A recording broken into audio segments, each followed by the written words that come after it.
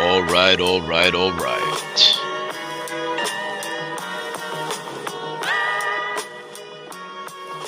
All right, all right, all right.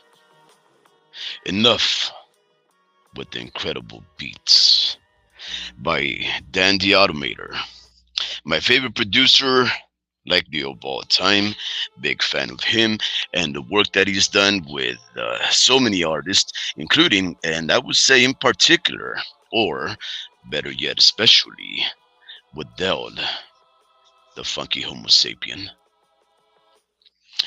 The album Deltron 3030 is an incredible masterpiece of hip hop, science fiction, lyricism, masterful beat making, just a lot of goodness from that there album. So yeah, there you go. Just in case anybody's ever asked himself, man, what are those beats that Warp Speed plays in the background of his shows, and especially at the introductions? A lot of it is gonna come at the hands of the artistic expressions of a man by the name of Dan the Automator. The Automator. I hear some rumblings and noises in the background. Is this by chance the homie Ricky? Yo, my check real quick. Can you hear me? Oh, I can hear you perfectly fine. In fact, I hear you too clear that I think I might just mute you. Oh man, how you doing, homie? I'm doing good, man. Just watching some film study of Tank Davis. Oh, all right. Whoa. If somebody like you, I'd be surprised you'd be doing some research on a man like that. You've been following his career for many years, such as most fans of the sport of boxing. I'm sure you know all the ins and outs of what he is all about. So, what is it that you're looking in these most recent investigations of yours that that you think you may have missed on, or that you think may play a big factor in this upcoming Saturday fight? Well, a couple of things, right? So, primarily, Tank Davis is best at counterpuncher. He's naturally a counterpuncher. So, Mm, this is the first time that he's facing a black fighter, Frank Martin. Everybody else, for the most part, has always came forward to him. Barrios, when guys use their height and had Tank coming towards him, kind of like if they use, for example, you know what I'm saying? When you see guys like Rolly and they use their jab, they'll win rounds. And then when they get a little overconfident, Tank mhm. Davis, boom. Same thing with Ryan Garcia and all of these guys. So I'm watching Frank Martin in his last couple of fights, and as long as he understands that he can win this fight and make it boring with jabs and 1-2s, he can beat Tank Davis and have Tank Davis fall behind the rounds because he's a little bit of a slow starter as he's dissecting and understanding the game plans. So going back to the studying, I'm watching his last fight. Well, one of his last fights against Hector Garcia. And Hector's actually pretty tall for a guy who fights at 130, and he's moving up. And I think at the time he was being trained by Ismael Salas. He was actually connecting and doing very well. Like he has pretty good timing. And he was catching Tank, and he was actually counterpunching Tank. Tank, being as small as he is, when he started reaching with his shots, Hector was able to counter him with single punches. Frank Martin throws flurries of shots. I don't Mhm. know, man. I just think, like I've said before, and I've said it, I don't know if it was last night or 2 nights ago. I just think Tank Davis is extremely overrated. I don't really think he's that good.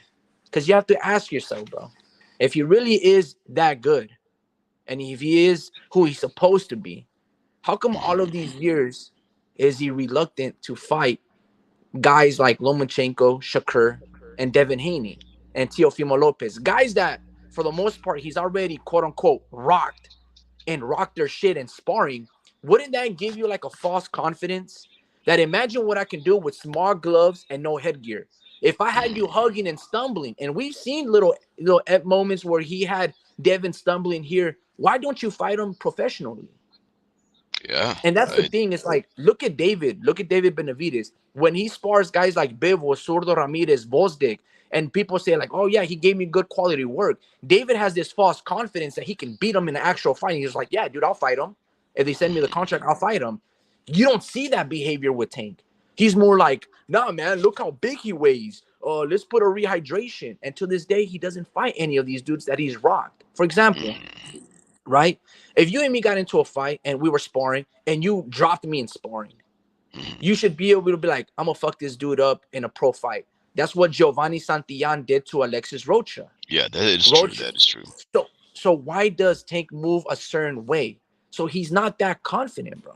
He's not Yeah. that confident. And I'm not saying Frank Martin is this world beater and he's the greatest thing. I mean, Frank has never been a champion, but I think he can go. He's smart enough to go the distance with Tank. I think Tank could win by decision. I also think Frank Martin can win by decision. I just don't know if they're going to give it to him. You know what I mean? Yeah. Uh, Tank Good doesn't points, really fight a actually. lot of guys with defense. When he fought a guy that had defense like Pitbull Cruz, he got his hand broken. It wasn't like he accidentally just broke his hand overnight. No, Pitbull rolled the shot, broke your shit. Frank Martin also has really good defense as well. So it should be really interesting, man. I don't know. Yeah, yeah, yeah. You got good points. And so when you were researching this footage, what did you conclude? Do you conclude that that the fight will play out in a certain way on account of the fact that Gervonta Tank Davis is mostly a counter puncher? Because he is. I think most people would agree that although most people know him to be a supreme counter puncher, he's actually quite good when he needs to step it up and come forward. I mean, we saw what he was able to do with Hector Luis Garcia, right? When apparently in the sixth round of a fight that, in my impression at least, he was down in the cards on. All of a sudden, after that fight took place in the background between some scumbags and some rapper. Yeah, I'm not saying that the rapper wasn't a scumbag, but all of a sudden, whatever instructions they gave Gervonta Tank Davis in his corner, he went and he became the come forward fighter, just held up his dukes up, and all of a sudden, within a short period of time, he took out Hector Luis Garcia. So I think he is a multi-skilled fighter that can switch up styles on account of what needs to be done or whatever instructions are given to him. I also do believe he's smart enough to think on the fly, not necessarily rely on any of his instructions from this cornerman, right? Because I do think it's true what a lot of people and especially other fighters say. His ring IQ is incredible. Um, so I don't know. I just think it's going to be a very interesting fight between somebody that's a little taller than him, and we know that height is no big deal for Gervonta Tank Davis. In fact, I think he excels fighting the taller fighters, and Frank Martin is a taller fighter, not by much, but taller. Rangier fighter, yes, but I don't know if he's as fast, as durable, as hard hitting as perhaps, let's say, somebody like Hector Luis Garcia, Pitbull Cruz, and lo and behold, I will even say yes, Ryan King Ray Garcia. Yeah, I know. I will say this. I don't know how hard Frank Martin hits, but I know in the amateurs he dropped Virgil Ortiz, Yeah. right? So he's a dude that started boxing relatively late. Frank said that he played football, that he did wrestling, and then after high school, he basically started boxing. So we know that he's still learning on the job and that he's still very inexperienced. So we know these things. But I say from an athletic standpoint, this is probably one of the most athletic fighters that Tank has fought, right? Hector Luis Garcia, he doesn't have that great of a footwork. He's kind of cemented on the foot. Rolly Romero isn't that great, but he was winning 6 rounds off jab and height alone. Now, there was times that he would throw kind of a wild punch and he would catch Tank, and Frank is just much more polished. Ryan Garcia, again, I can't give Tank Davis that much credit because Ryan Garcia looked super unhealthy. You can see his cheekbones. The dude looked like he looked horrible. you know. And then he immediately got bored and he started throwing nothing but power punches. And it was three repetitive left hooks, kind of like the three repetitive right hands from Leo Santa Cruz. And against a smart counter puncher and Tank Davis, you just can't do that. Frank Martin has a different rhythm. He has a different cadence. So these are things that should be able to benefit Frank. And again, if push comes to shove, he can run and survive. Basically what I concluded So you was think he's a very good mover? Also, you think he has very good footwork? I think he's got very good footwork. I Okay. don't know how great he is with his ring IQ, but I'm not Mm, gonna. I'm also saying this: Tank Davis is not the smartest fucking fighter in the world either. Like this dude, look how troubled he was against Yuruki's Gambo. Yeah, he sure won the fight, but you couldn't beat the dude, and he had a torn Achilles, and he was rocking you, and he had a shoulder roll, and like Gamboa is just an athletic fighter. He won a gold mm, medalist based on his athleticism, but once you take that away from him and he became older, guess what? He mm, didn't have no good boxing fundamentals. Frank Martin has good boxing fundamentals. He's got speed. He's gonna be bigger than Tank. I know he don't hit harder than Tank. Like there's not many people that hit as hard as Tank. But I don't know, man. I'm watching Hector Luis Garcia, and for like the first 4 rounds, I haven't beating Tank, and he's connecting on okay. Tank. So I'm like, Yeah, Frank I can agree with definitely you. I beat thought, much. You know what I mean? yeah, I agree. I had Garcia leading at the start of the sixth by 4 rounds. Um, I think I hear some rumblings in the background. There is some feedback that does not sound like it's coming from your background, homie Ricky. Dream, are you lurking and listening in like some kind of a pervert?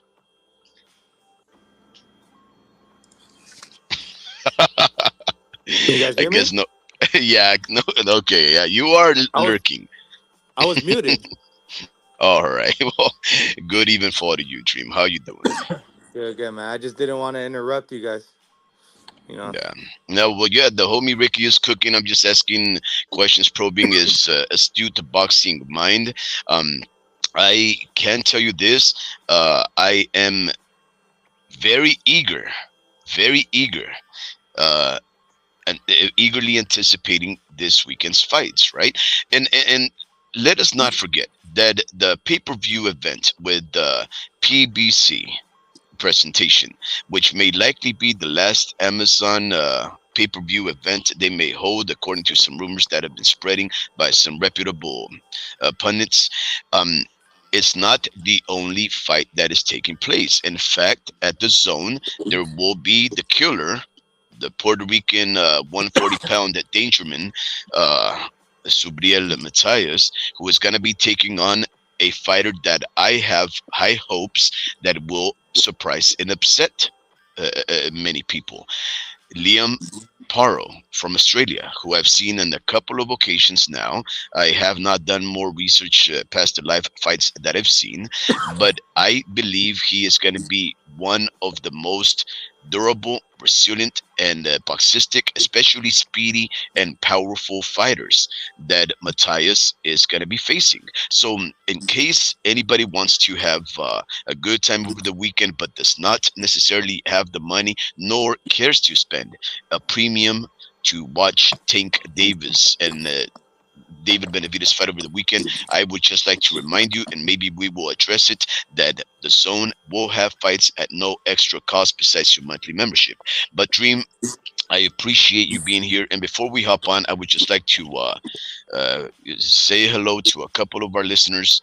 I will be reading a couple of these missives that they have sent us, and of course, wishing many of our listeners a good even fall. Eddie Medi, good even fall to you. Always a pleasure. In fact, right now, Eddie Medi, I was trying to figure out how to make you a wrench because you've been contributing to this channel significantly. I really appreciate it for you bringing to my attention one of the most incredible, horrific, scary knockouts that I've seen in ever, and then allowing me to present that in a short video reaction, which has garnished me over 10,000 views and about 15 additional subs. So thank you very much for your incredible contribution. I was gonna ask you, homie Ricky, how do I make an individual wrench?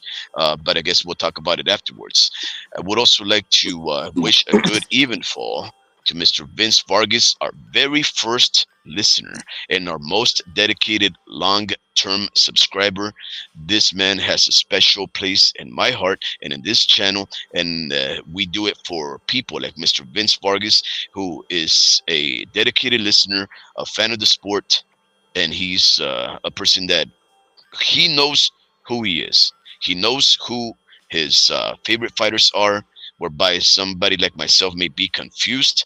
He knows what he likes in the sport of boxing, so we need people like him. Thank you very much, Mr. Vince Vargas, again for hopping on this here live. And I hope every single one of you has been well of health and sane of mind, unlike myself right here, who has not been neither well of health and I've never been sane of mind.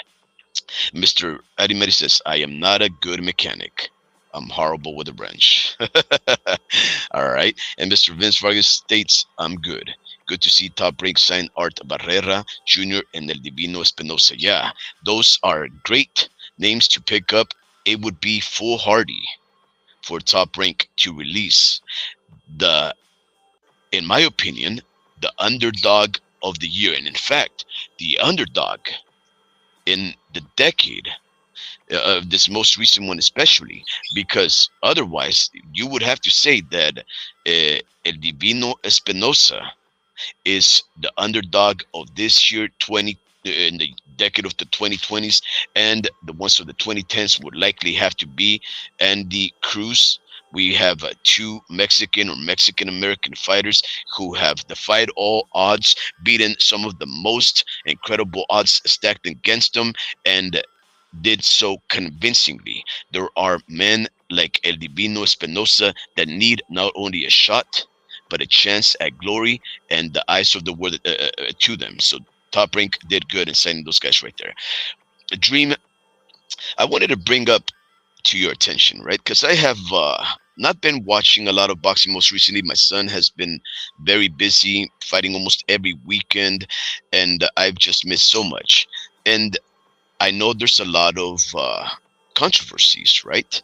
With all of this Gervonta Tank Davis versus Frank Martin event taking place over this weekend. Some of the things that have been controversial have, of course, been the absenteeism of Gervonta Tank Davis to his own press conference, which drew a lot of controversy. And then, of course, even more controversial was his response for why he was absent. He said that the promotion was, and pardon my French, ass. Apparently, he is displeased about how Mr. Al Heyman and the PBC at large has been promoting, or, for a lack thereof, not promoting this fight. So, of course, we see him this in his own promotion. We see him foregoing attending his own press conference. And when he does show up, he is very feisty, loud, animated. We've never seen Gervonta Tank Davis this vocal and antsy. What is your opinion about what is going on with Gervonta Tank Davis and the preparation to this Saturday's fight? Um, so whenever someone acts like this, Mhm. you just he's been getting money, right? He's been getting money. I think he's finally happy with the recognition, the type of recognition that he's getting. Um, and as far as like him not liking the promotion or like all that shit, like I don't know. I think it may have to do with the way he gets paid. Maybe he's upset with the amount he's getting paid or the backside money. Like the pretty much the amount of pay-per-views. Maybe he's not happy with the amount of buys that it's generating. So I mean, that's stuff that he really can't control, and he's frustrated with the money that he's not getting. Maybe, but nonetheless, he's rich. regardless. I think he just kind of wants to throw fits when he wants to. Hmm. That's kind of his aura, you know. I think he just wants, if he's not happy with something, um, he's willing to throw a little jab and just kind of forget about it after, you know. Um, Hmm. just like how he throws jabs at Floyd, and then next thing you know, he's cool with him. Um, he just throws jabs at him, but lately it's gotten a lot worse with him and Floyd. I mean, kind of threatened him and stuff like that. It wasn't really like that before, but What? uh, yeah, you didn't hear about that? No, no, I'm telling you, I've missed so much. In about the last month or so, I've Okay. not really, watched a lot of boxing. But what are you talking about? What kind of threats has he been levying towards Floyd Mayweather? So, oh shit, my phone's about to die. I'm at 1%. Hold on, you could just. All right. Well, he charges. Allow me to ask you, homie, what do you know about these tit for tats between Tank Davis and Money Mayweather? It's cheese, man, bro. I don't care about that question. Okay. Do you Yeah, think like any of this? Because I mean, so the reason why I ask, right? let Because me that ask is, you of this course, though. Chisme. But has that Chisme ever worked in his favor in selling his fights? And one would say that they are part and parcel of the promotion that Gervonta Tank Davis has always used in order to draw attention to his fights. Now, if absent that gossip, that controversy, that chisme, do you think this fight would be more quote unquote ass than it already is? Because I mean, this is Tank Davis saying it's ass. I look at it like this, right? Hmm. Like Tank Davis is supposed to be, or he has his own promotional company, right? Gervonta Tank Davis Promotions, right? Hmm. So if you are a promoter or you have your promotional company, right? Why can't you just build up your own momentum? Why can't you make your own videos? Why can't you purchase your own promotional teams, your own ring, your own setup? I mean, that's what a promoter does. A promoter worries about not just you training, right? They set up the undercard, they pay for security staff, all of these things. Why can't you buy your own cameras? Why can't you do your own face off? Why can't you have, I don't know, Juan Manuel Marquez ask you questions while you guys review the tape of Frank Martin's fight versus Artem? Let fans pick your brain. Why can't you have your own podcast? If you are your own promoter, do what Ryan does. Ryan doesn't have Ryan Garcia Promotions. Yes, he's under Golden Boy, and Ryan did the most to sell this fight. Right? He made a scheme that there were after him, that there was tape. He was fighting for the kids and all of these things. Right? Like that's what he was doing to market his own fight. A promoter has to market, let alone if you're your own brand, you're your own entity, and you have a banner. Is it just an LLC so you can be like, oh, I pay sparring partners, that's a tax write-off. I pay my trainers, that's a tax write-off. A nutritionist, what's the point of you having a promotional company if you're letting Tom Brown with a birthmark promote your fucking event, and then you turn around and be like, oh, I'm not attending a fight like a little toddler. Like, what do Yeah. you what are you here for? You know what I'm saying? So it's just like you can blame the promotional company for for the lack of coverage, for the lack of content. But at the end of the Hmm. day, Tank is doing the bare minimum, and that's training. This is a pay-per-view event. You know Hmm. what I'm saying? And no one even knows, Frank. No one even knows that you're fighting this weekend. No one even cares. To this day, they're still talking about Ryan Garcia, right? Oh, Ryan Wow. Garcia got locked up. Oh, Ryan Garcia felony for vandalism. Oh, Ryan Garcia's mom has cancer. Everybody's talking about Ryan Garcia, and Ryan Garcia till this day is still making footage and funny videos of him beating up Devin Haney and maximizing that moment. Where Wow. where is Tank doing? What is Tank doing? There's Yeah, absolutely nothing. So you have this cult following, you have this promotional company, Tank Davis Promotions, but you're not promoting your or marketing your fucking own event. Hmm. Like this is what I'm trying to say. Is like you can't complain if this pay-per-view does it, or the promotion for it is bad if you're not even partaking in your own event.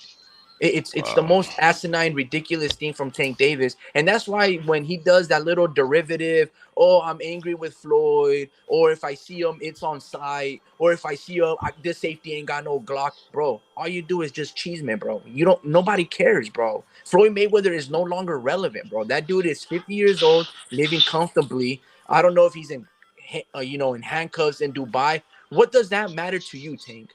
You have Frank, you have your own event to promote. You're trying to break Floyd Mayweather's record of 50-0. You're trying to break his pay-per-view numbers. You're supposedly the face of boxing. Act like it. You act, you still like, bro. He acts like a little fucking, salty little kid who Floyd doesn't give enough attention to him. Like, who cares, bro? Wow, Like, you're cooking, man. You see, this is the kind of uh an animated homie Ricky that I've been wanting to get on this show for a while. Thank you, homie Ricky, because that was cook. That really was cook. No salt needed, no spices. It's done perfect. That was a cookout. Um, Dream, what do you think about what the homie Ricky is saying? Obviously, he's correct in saying that this attitude, which seems to me, Gervonta Davis has been acting quite diva-ish. It would seem like he is spoiled. He himself has a big bloated ego, where in fact he thinks that he is such a marketable product that he should just lay back, watch everything fall in its place. All he has to do is just get up, and everybody will applaud him, and people will just be encouraged to fight. They'll spend their hard-earned greenbacks in this tough economy, and that's the way it should be because Tank Davis, right? What do you think about what homie Ricky is saying? Is Tank Davis at fault for the fact that there is no eyes on this fight? Apparently, no interest, or at least in my impression, some last minute interest for Gervonta Tank Davis, but also the fact that it seems that they had to pack this undercard with good, reputable names and especially intriguing fight potentials in order to bring light to this fight. Yeah, man. No, I was just trying to find a reason why Tank would actually skip this thing. So there's footage today, from today's press conference, and he's messing with Frank, and I'm like, okay, he showed up. He Hmm. showed up. So maybe it was a publicity stunt. Maybe he just wants people to wait. Make put more. I don't know what to call it. Animosity. You need more animosity in the air because Frank is playing it cool, playing his part, and he's not trying to overdo anything. Maybe I don't know. It's just things happen naturally, and I think it's out of his control, and he's just kind of, or it is in his control. Now that Rick said that, it's actually more than in his control than anything. But the thing is, he is done with getting into trouble. He's trying to he should find a way to promote this fight without any type of achievement. The only type of way he knows how to bring up a fight, or like make the fight more appealing to watch, is if it's like Cheeseman.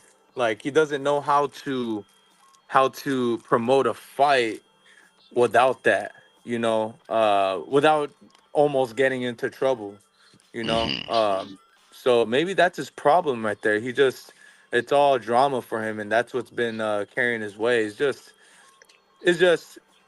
Rick's right. Like, why the hell uh would you be complaining, right? Your name is like your main event. Like, you got someone who's pound for pound, or trying to go for pound, in David Benavidez, and a big draw in David Benavidez, someone that's gotten paid millions already, willing to be on your card, um, to not be the main event, to not be the man of the hour.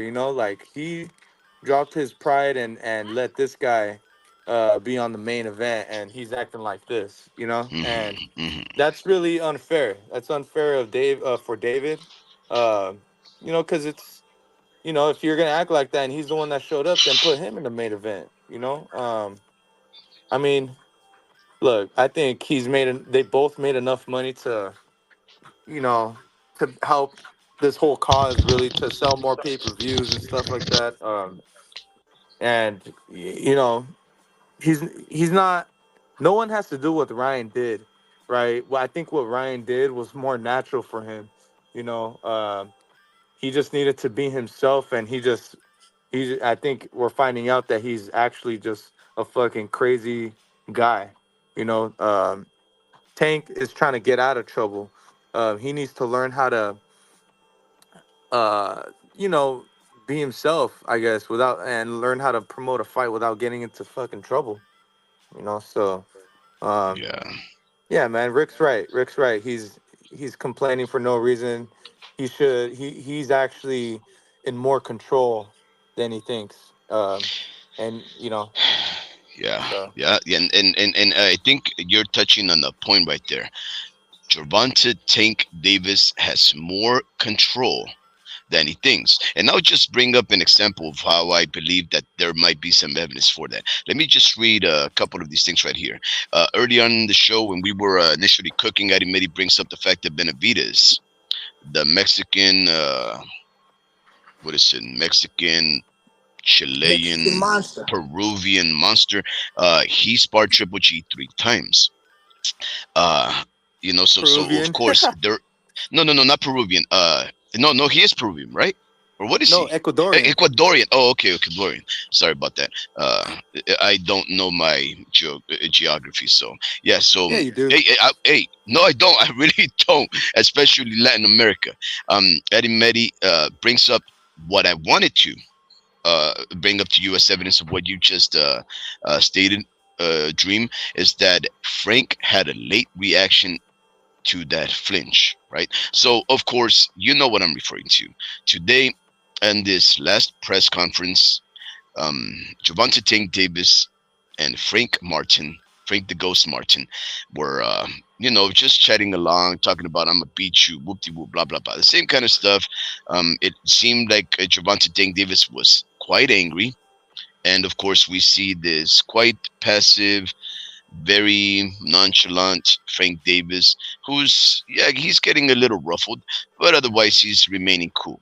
And all of a sudden, Gervonta Tank Davis, he acts like he's gonna throw a punch, and of course it's a flinch. And the Ghost, of course, he flinches, but he sort of stretches his arm too, like if he was gonna throw a punch also. Now, if you look at the short videos made and all the reactions for all these people, there is a group of fans, obviously of Gervonta Tank Davis, who started to ridicule Frank the Ghost Martin on account that he moved like that. In other words, he flinched, therefore he's spooky and he's afraid of Gervonta Tank Davis. And now, because of that fear, he got in his head and he's gonna be knocked out quite early in the fight. Now, I think that encouraged a lot of these quote unquote Gervonta Tank Davis fans to now find some reason to sponsor this fight. But I think differently, though, right? Because see, here's the thing: if you and I, we don't know each other, and you walk up to me aggressively, and you act like you're gonna throw a punch, and I don't know anything about you, I'll be G damned if I let you move your hands in any direction that is offensive and aggressive towards me. Best believe I'm gonna act aggressive and move my hands towards you as an act of self defense. So, why would it seem to people that Frank Martin moving as if he is likely to attack Tank Davis back? Why would that seem like anything else besides a fighter ready to fight? I'm sorry. Am I muted? Fuck, my bad. Oh God. Yeah, you're muted, Dude, man. You're all over the place, man. Homie yeah, Ricky, is it right for Frank Martin to have reacted in the way he did? Yeah, absolutely. I mean, look, dude, if like it's natural to flinch.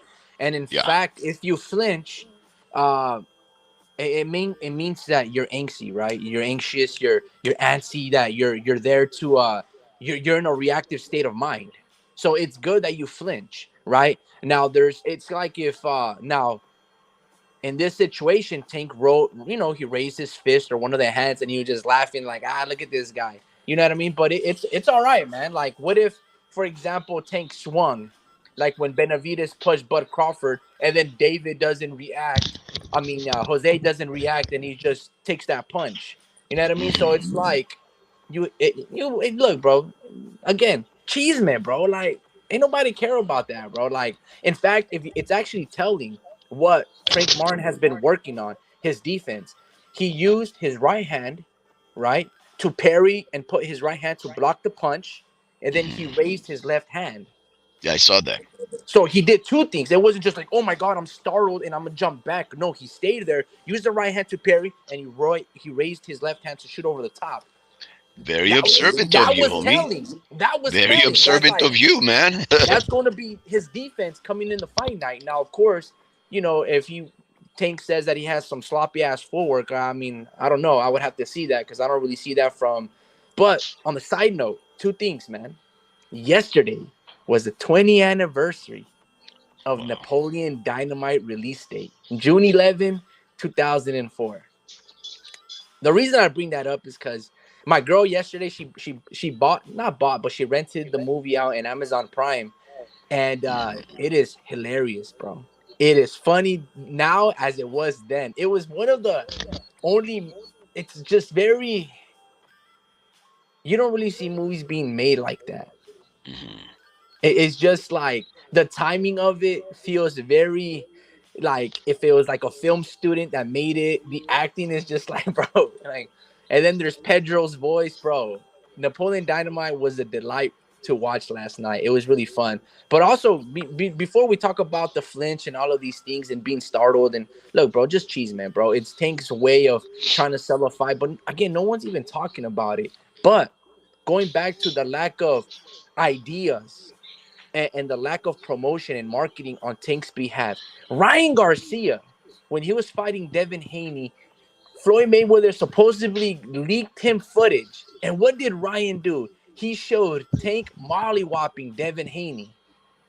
You guys remember that? It was like a Yeah. minute or a minute 30 seconds. And I'm Yeah. saying, Tank, if you had Frank Martin stumbling like that, why don't you leak it to the public so they can see, I don't know, on your YouTube or your Instagram page?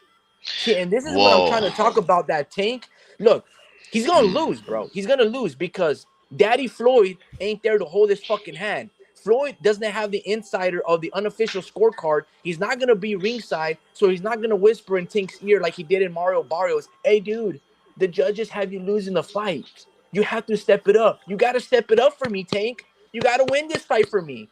Floyd ain't there no more. And that little kitty fucking, teddy bear, I'm here. Tank, bro, Tank don't know what to do without Floyd. This dude would be perplexed and lost in this Oh. world. Look, bro,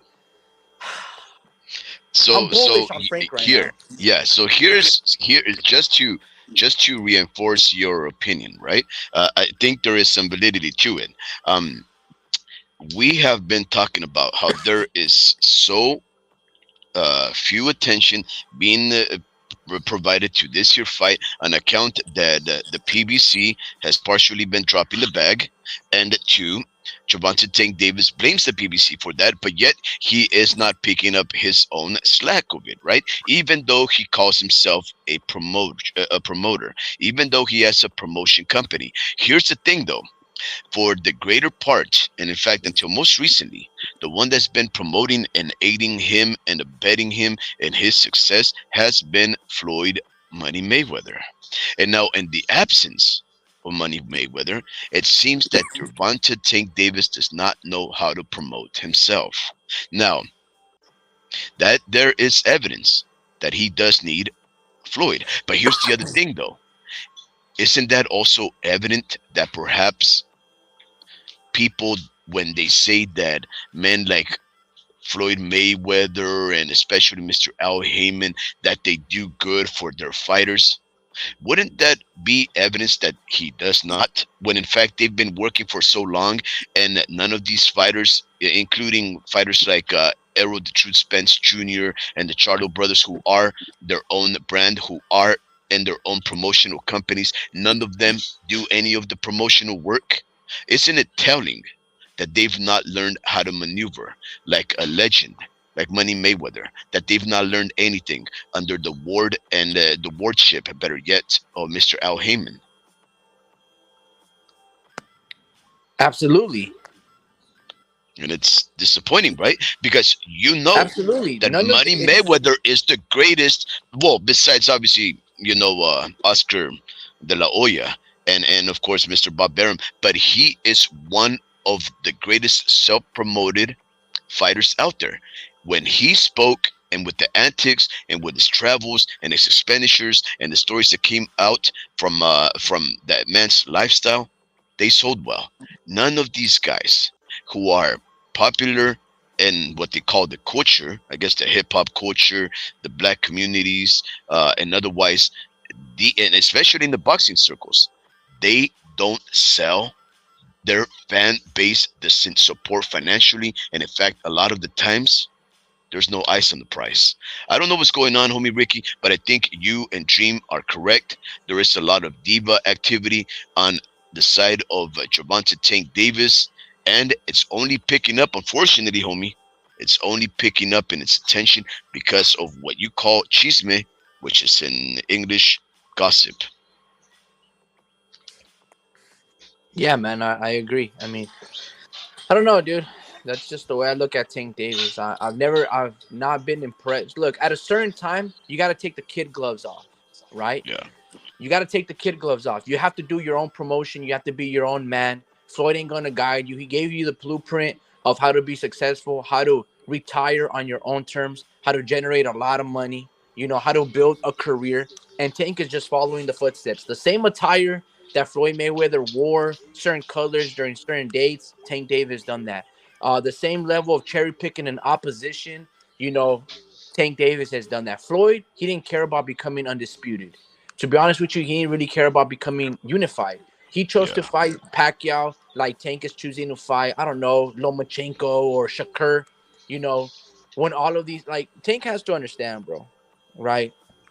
That there's only one Floyd Mayweather, right? And this is what perplexes me about boxing fans and the black fan. Is like, why do you guys get behind Floyd? I mean, Tank Davis so much?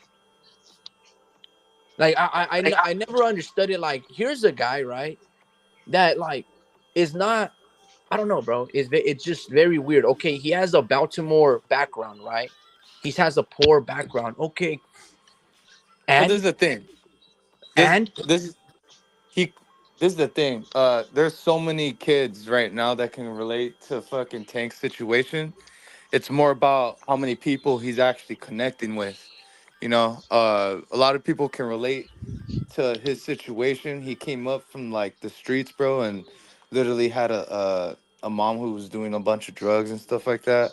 Didn't really have a supporting back, you know, kind of made it out of nowhere, bro. Like very few kids would have made it out. The places that Tank made it out. So that's why, bro. It's not like we can relate to a Devin Haney. It's not that we can, we can't relate to a Shakur. We're not, we weren't focused like Shakur was in his teenage years, in his adolescent years. Like this guy was the shit in the amateurs. I mean, Tank was too, but he was doing that while he was going through the struggle. And pretty sure other kids were too in the amateurs. Is just Tank is a special type of fighter where his stats, like I think dude, we have so many conversations off the air. I forget that I said it on the phone or on the podcast, but this dude's size and his power is very, very unique. I have watched, and I told you early, a couple hours ago or earlier today. Uh, this dude, I've heard interviews of dudes like Jamal James, welterweight. This dude said, sparring anybody inside the ring, Tank is by far the hardest hitter I have ever been in the ring with. Yeah. You know, that says a lot right there. If you have someone like Jamal James ain't no slouch. You know, Jamal James is not no slouch. That means Tank can really walk in there as a welterweight and start knocking heads off. At least a C level fighter, you know. Um, Maybe a B level fighter, but I think it depends on the style after that. But dude, I just think his size is very and power is very unique. It's you don't like you put that shit on you put that you measure that punch. I'm pretty like, and this is another thing. He breaks his hand. He breaks his hand, bro. It's very hard. I mean, a lot of boxers actually do break their hand, but this dude breaks his own hand. He does it multiple times. That's very hard to do. You're like once you break your hand once, it's kind of easier to happen again. But for you Lies. to break, yeah, yeah, it is. You can break your No, hand no, again. no. What I'm saying, that part is true. But Tank Davis, I don't think he has ever broken his hand because Floyd Mayweather broke his Oh, hand. okay, And what okay. happened Hold on. to Let me him? just run with it. He Let me Okay, just run okay. with it. But that's the Go thing. ahead. This guy, because yeah, you're right about that. Make me think a little bit, But um, I mean, if it actually no, his hand was okay. Never mind. It can be swollen and not broken, but it was swollen. It was swollen after the fight. He was showing the camera after the fight once they unwrapped it. That shit was super duper swollen. So it was a fracture at least, But that shit was pretty bad, bro.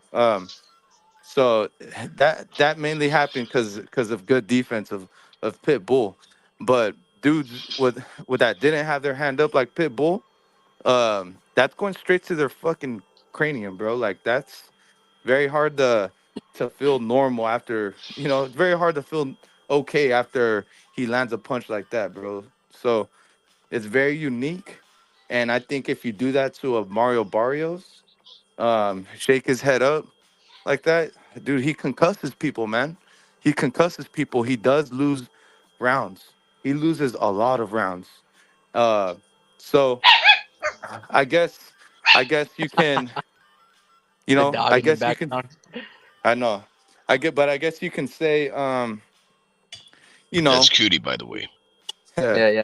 I guess you can say he loses a lot of, or he's not like that's not really his style. Is like boxing with the boxer. He'd rather just knock you out, This is the real like a dude that actually outboxes dudes.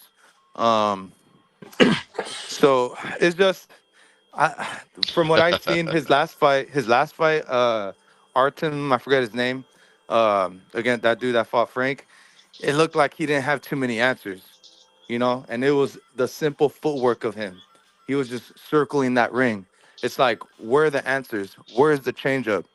You know, Tank has actually has a more extensive. Well, it's pretty clear that he's had a more extensive amateur career. He's been to the Junior Olympics, but this dude knows what to do. It's his IQ is really is really underestimated. I think his size doesn't allow his IQ to come to fruition because he just gets connected from the distance. Like Hector Luis Garcia kept popping him with shit, and I think it was a range thing, and a timing thing. It wasn't really, you put more pop into it, and I think Tank would be in trouble. But um, yeah, no, it's Tank is unique, bro. I like he's not putting it on paper, right? Like he's not putting it on paper, and that's what he's getting yelled at, like or getting all this backlash, Like so, I agree. He's not fighting the best of the best. That doesn't make him the best. Like that means he's not the best, So Exactly. That's exactly what that yeah, means. So so yeah, let's that's why I'm torn. I'm torn. no, well, look, I've always said It's the same X's thing and as you, Dream. it's I X's I and O's. It's mhm, X's and O's. Same thing with Jaron Ennis, but Jaron Ennis hasn't even gotten the opportunity to actually be able to make these fights. yeah. Until that point, we can start talking to him like Tank, but you Yeah, know, so Tank Davis is the best fighter that boxers admit, almost boastfully that that they've survived his sparring sessions, right? But like I've tried to tell you, and we've argued about this a lot, sparring is sparring, boxing is boxing, right? So if there is a video where Gervonta Tank Davis is showing Frank Martin that he's, what does he call it, clocked them or clipped them or whatever he calls it when he hits him. Clocked. Well, that, yeah, if he's showing Frank Martin, look, I clocked you right here. Well, I don't think it necessarily means anything. It just means a potential of something actually taking place in a sanctioned fight with the weight cutting and the proper preparation and all of those things under the bright lights and the screams and the chants and the hollers of the fans. So it's just a whole different level where you're actually fighting under the pressure of winning versus something that can take place commonly in any other given Monday, Tuesday, Wednesday, Thursday, which is a sparring session. But just to read a couple of these comments of our listeners, Medi says, Tim Su, the switch up brought attention to the PPV. Canelo versus De La Hoya's beef brought eyes to the PPV. Ryan Garcia's mental breakdown brought people to the PPV. What the F is Tank doing? Well, he has not been making videos. He has not been crashing people in the street, and he has not been beating on women. Okay, that was my attempt at a joke. Sorry about that. I don't mean no disrespect. But going on, he does bring other things, right? He says Gervonta Tank Davis can barely build a coherent sentence. Why would he be able to promote, right? I honestly don't think Tank has IQ to build on his promotional banner. Now that may be true. Now that may be true. Now, in his defense, uh, Medi, let me tell you something. You do not necessarily want a book smart fighter, right? A book smart fighter may actually be bad for the sport because they may just actually think too much about a fight and especially about the negotiations and the dealing of a fight that they may just actually not make some of the best fights happen, right? A lot of the work should be done by the promoters and the managers and the trainers who best observe that fighter from outside. Not to say that a fighter should not promote themselves or advocate for themselves, but what I'm saying is this: if you allow the fighter to do everything, he may be too distracted to either one, be mentally and physically prepared to fight, and two, a lot of fights may not necessarily happen because they may not know how intricately and complicated a fight making it into fruition is really, because it's not just signing the dotted line and move on. It's reading all the paperwork. These guys should not necessarily be lawyers in order for them to make fights happen or promote. And the other thing is this, right? This is a matter of fact. Time. Not a wait. Wait. Not a lot of book smart people and educated people from higher classes of society do they tend to take up a boxing.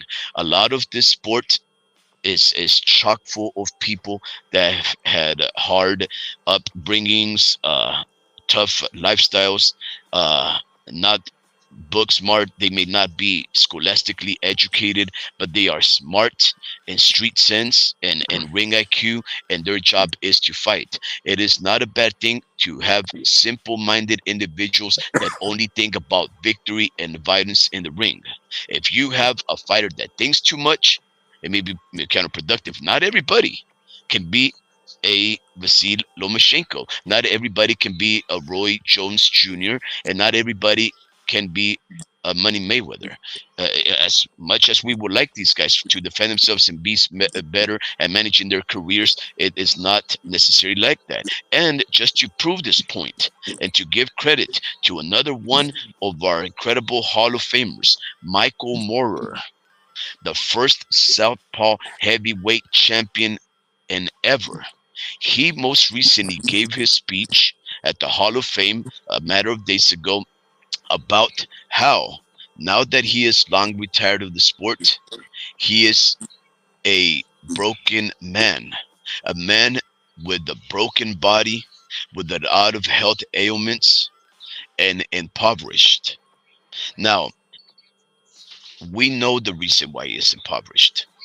We know the reason why he's physically bruised and broken. He is a fighter, and people do abuse these fighters. So I'm not trying to say that these fighters should not advocate for themselves or start learning the business. I'm just saying there has to be a happy medium, a good balance where people that believe in these guys and care for these guys and trust in their abilities can use their belief in that fighter to make them something in the sport. But at the same time, the fighter should just think about fighting and providing for his family, but also investing and thinking in the long run. And unfortunately, we do have this former champion who was talking about how he's undergone 28 surgeries. He's been left without the ability to taste nor the sense of olfactory. He's unable to taste or smell, and he was trying to promote a system where these managers, sanctioning bodies, and the people that make or pay for these people to fight in the ring, that they may contribute back to their health after they retire through something as a modicum of health insurance. And I don't think that is a disagreeable thing. But I don't know, guys. It can't just be a fighter manages and promotes every single thing of the career, because not everybody will have the fanatics of a Tank Davis or a Saul Santos Alvarez Barragan or a Mayweather or Roy Jones Jr. A lot of these guys, believe it or not, and it's a tragedy, it is lamentable for me to say, they will be here 1 minute and forgotten the next. Why? Because this is the sport of boxing, and this is how harsh and inconsiderate we fans are. I'm gonna say this, man. Um, you were talking about fighters. Okay, I would agree to this statement that you said that if every fighter tries to be the promoter and they are unfocused on the actual training and preparation that is needed, the mental focus, and they're worrying about, oh, we need 1,000 chairs and we need security and we need you know telecommunications, we need a server, we need an IT department. Yeah, I'm sure once they notice all of these things, who's going to be the networker and the broadcaster, they're gonna lose their fucking fights. So they need a promoter for sure to take care of that and oversee the running of the show. We get that part, right? But Michael Moore and all of these fighters, they were exploited, or they didn't know enough, or like you guys said, they didn't really know how to read contracts, right? Look at the fighters that actually came from an educated background. Chris Algieri, he gave us amazing fights. Ruslan Provannikov, and even went with Manny Pacquiao and fought Errol Spence. Fucking dude was like, I don't know, has a PhD or a master's in nutrition and sports medicine and science. Gave us good fights. Juan Manuel Marquez was a banker, and he was boxing. He knows how to read contracts. He knows legalities. Baby Bull Diaz, and Marquez fought everybody. Baby Bull Yeah, Diaz fought everybody. Was a fucking vicious gladiator from Texas, from Texas. And guess what he did? He became a fucking lawyer. In fact, I propose the opposite. Drew was saying that a lot of people can relate to Tank Davis. I can't, not at all. You see what I'm saying? I don't want to relate to Tank Davis. I don't want to know that hardship, or his father being absent, or his mom was on drugs, or whatever the case may be. I don't want that type of thing. I don't want his background, not at all. You know what I'm saying? Give me a Devin Haney background any fucking given the day. Let me know how to read contracts. Let me know how to not become exploited. Let me not have to worry about cheeseman like Tank Davis does with Floyd Mayweather. Let me just mind my own business and go about my way, make some money, try to fight some people, try to make my own legacy, and then just go out in the shadows. I don't want to mhm, run people over. I don't want to relate to Tank Davis.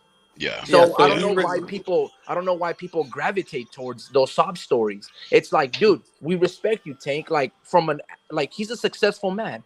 You know what I mean? Like, you came from the downtrodden of parts of America and you've made it. We get that part. But from a background standpoint, I don't want to relate to Canelo Alvarez. I don't want to beat up if I'm 160 pounders dudes and knocking out their teeth and have lawsuits. I don't want to have that type of background. You get what I'm saying? Like at what Yeah. cost? So what I'm trying to say is this: I don't worry about the backgrounds of a Patrick Mahomes, of a Tom Brady. I don't need to associate myself to fighters. I'm just a boxing fan. I'm not a fan of, oh, this dude is Mexican, so I have to support my Mexican. Like, that's not where my pride comes from. As a fan, I These just want to kids, see the best, and I want to see amazing fights before you hang up the career. That's it, bro. Mhm. Like, I, but I don't I don't need to be. these kids I, found themselves. These kids found themselves in the same situation as Tank. They had no control over it. It's like we're talking about the kids that didn't have uh control over their situation. And I think we don't relate to them because we're from where we're from. We're not from the city.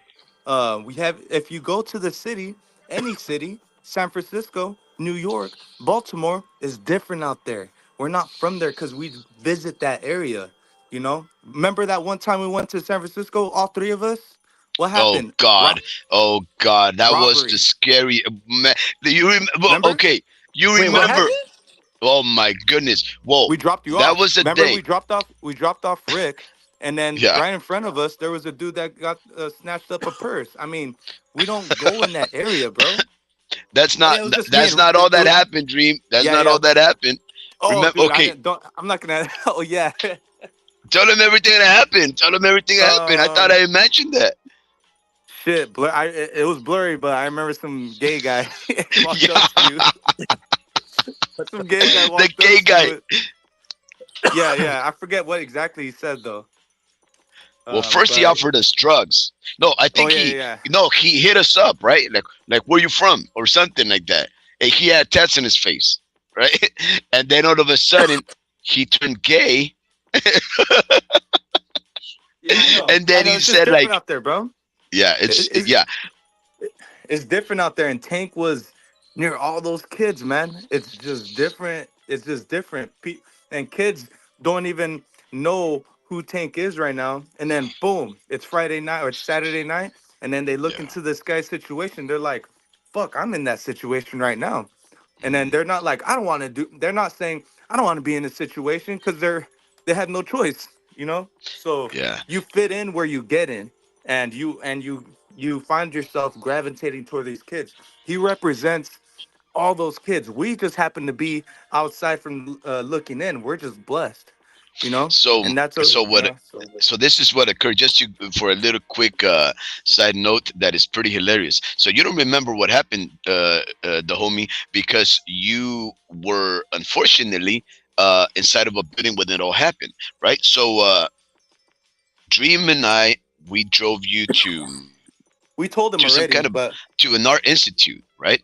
And you went inside. We dropped you off at the art institute, and I think I had grown some homegrown of a very potent strain that was called Trainwreck. It used to be popular like 10 years ago or something or whatever, right? So Dream and I, we ended up smoking a couple of joints, right? And we started walking into the city, which was no more than what, 50 feet, right? Dream, like 50 yeah, feet.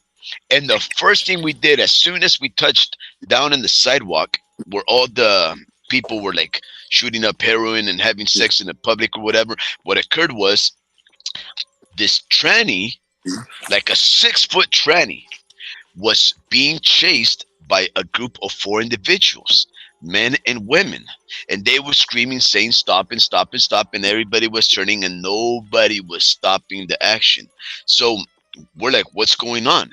And as soon as we turned back, the action died in front of us. They surrounded us as this tranny is pulling the bag away from a lady, and the lady said, that's my bag. And she's saying, no, it's not. And she said, that's my bag, give it back. And the tranny gave the bag up. The lady walked away. Everybody walked away like nothing ever happened. And we were stuck there like, did that just happen? Or was that like some kind of a street theater kind of thing? Right? So I was like, yo, that's crazy. They just walk, no yeah, screams, they just walk away. We take about 5 steps, and all of a sudden, from a little building that it was like a door or something. There was no door, but then there was a door. This guy with tats on his face, some gangster guy, he pops up and he asks us where I'm from. And I said, "Oh man, no, we're not from here, man. We're not, you know." And then he says, "Hey." He turns gay. He Yeah. turned gay. So like, oh, Yeah, What bro, he the turned fuck? gay, dude. He turned he gay. turned gay. Right, like he looked hard, and then he was like looking at Speed, and he was like, "I'm actually gay." You know, he's like, you say that, and then like he had this serious Wait, hold face, and on, then man. You guys are a little go ahead. deviating a little too much. But going back to Tank Davis, look, man, Oh it's God, not what a like we joy grew up. kill. Hold on, it's not like we grew up in like a perfect environment, bro. Like we're from Salinas, bro. This is pretty ghetto, bro. It's farm town, bro. Okay. Now I'm not saying it's like the city or Baltimore or None of our Oakland parents or did San drugs. Francisco, of course. But what I'm trying to say is we knew people. We grew up with people that did. Our neighbors did, and things of that nature. They every and look. I'm not I trying to famously downplay. did. I'm not trying to downplay anything, right? What I'm trying to say is this: Tank made it. Congratulations. But what does your background have to do with you fighting Lomachenko? You don't think Lomachenko went through some struggles? All of these fighters went through some struggles. All of them. The problem is Golden Boy, numbers. Oscar De La It's a Hoya. But they still had to fight all of these bad motherfuckers, bro.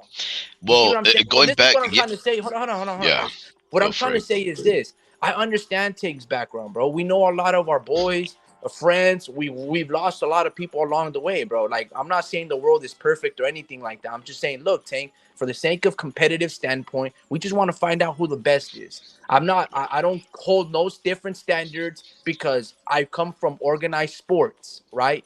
Football, baseball, all of these dudes come from impoverished backgrounds. Some of them are very rich backgrounds. Nobody goes, "Oh, Bryce Harper, you're just a fucking schoolboy, private boy kid that went to this alma mater and you fucking that's the reason why you hit home runs." And Jose Altuve, you were poor and you guys left your gloves in the stadium in Venezuela when you guys were kids so the other kids can reuse the gloves. Ain't nobody bring that up in terms of World Series and who should win the fucking game, bro. Yeah, But they did. boxing, oh my god, let's fucking bring up this situation just so we can market him. Look, bro. It happens in every Look, sport. Yeah, it happens in I every know, sport, but what homie. I'm In saying is fact, the background those stories don't is become what makes these hold on. stories great. Those don't become roadblocks to see the best compete against the best. Only in boxing do we give these dudes the ability to circumvent certain action, and then we put these dudes on a pedestal for doing the bare minimum. Yeah, The that bare is a good minimum. point. So what That I'm is a trying to good say point. is, look, I'm extremely proud of Tank where he's coming along, dude. I know the dude is an amazing fighter. I just want to know how amazing are you by fighting the other dudes that come from similar backgrounds, like Teofimo Lopez, right? Probably I don't know Lomachenko's completely background, like I don't know, but you guys get what I'm saying, bro. Like, Yeah, I do. Like, But so here's what I'm trying to say by that. I understand what you're getting at, homie Ricky. That a do you? fighter can become get out of here. A fighter can become uh, an intelligent, well versed, and educated individual and still become a feisty, action packed pugilist. I get that. We saw it. You just mentioned the fact that there was uh, Baby Bull Diaz, Juan Baby Bull Diaz, and you mentioned a couple other fighters. Chris In fact, Algieri, Juan Manuel Marquez, and even Floyd bankers, Mayweather, lawyers, right? Even sports Floyd nutrition. Mayweather, who was quite illiterate, he does not need anything more besides his street smarts and a value and appreciation of himself in order to make good business moves. But here's the thing, though, going off on that, there is a lot of reasons for why the astuteness and the savviness of Floyd Mayweather is one of the reasons why some of the best fights didn't happen. Why? Because he kept overthinking everything and he also wanted to control so much of his career that a lot of the fights that were in demand didn't happen. That's what happens when a fighter that is super smart manages their career. Yes, in the personal and in the professional, and for his own finances, it will behoove a No, fighter only to black do those fighters things. do that. Only Wait. black fighters But do that. wait. But for other for the common fighter, they don't necessarily, especially for the fan. It does not No, behoove only us. black American fighters do that, bro. Let me speak. Mexicans. Let me speak. Let me speak. Okay, okay. The see, you're just interrupting. You spoke for a long time. I didn't interrupt, and you wanted to hear yourself. So what I'm saying is that if you are too thoughtful of a fighter and you manage your career so much, in the long run, you can become more profitable, but for the fans it may not necessarily work out the best, because you may actually see a lot of fights not happen because they overthought those. And here's another example of that. Gervonta Tank Davis has not fought a lot of the names that we've been clamoring and asking for and demanding for a very long time, on account that he was always smart enough to manage every single micromanage, by the way, every single negotiating tactic and aspect of a fight in order so that he can win. So he took on fights and fighters where he controlled every single thing, especially the person who he fought, at the cost of the fan base. So what I'm trying to get at is Exactly. this: sometimes it works to have a very smart fighter. For them, it'll always work, for the most part, if they micromanage their career.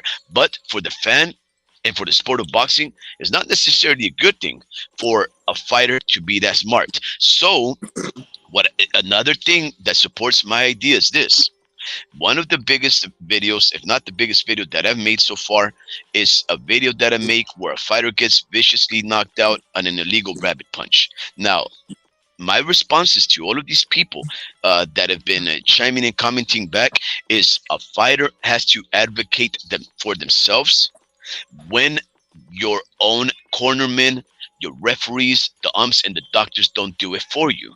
But we should never not trust these people. We should never have a manager that we don't believe they're looking out for us. We should never have a trainer that doesn't know us as a fighter, that will continue to put us out there in peril.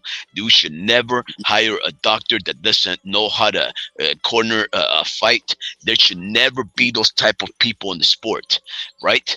There has to be a there has to be a place in the sport of boxing where everybody is a professional and does their job right. A fighter's job is to fight. Everyone else is supposed to work in order for that person to continue to fight. And some of that responsibility of the others towards the fighter includes helping them manage their wealth.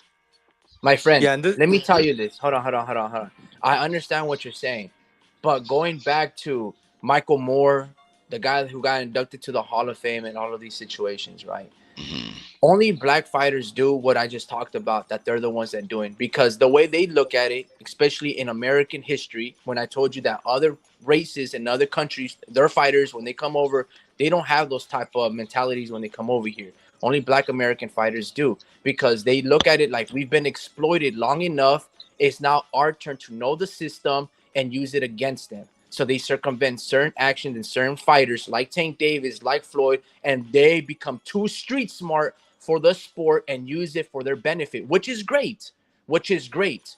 But what I'm trying to say is this: look at Al Heyman.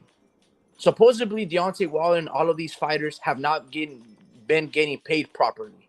But if I bet you, if Oscar De La Hoya was doing it, they would be screaming racism. If Top Rank was doing it, but the minute Al Heyman did what he did with the PBC to Golden Boy, taking all of the fighters, if Golden Boy did that to, let's say, Floyd Mayweather, or there was a Latino or white dude like Steven Espinoza that did that to Floyd, everybody would be calling foul. They wouldn't let it live to this day. But since that's Al Heyman is doing it, there's no problem. You get what I'm Yeah, saying? So yeah. that's the problem with the boxer. That's the problem with Americans, with the With yeah, American and I fan Americans, think, base. Europeans and don't have these issues. But anyway, bro, I gotta wrap it up. You guys can do your thing.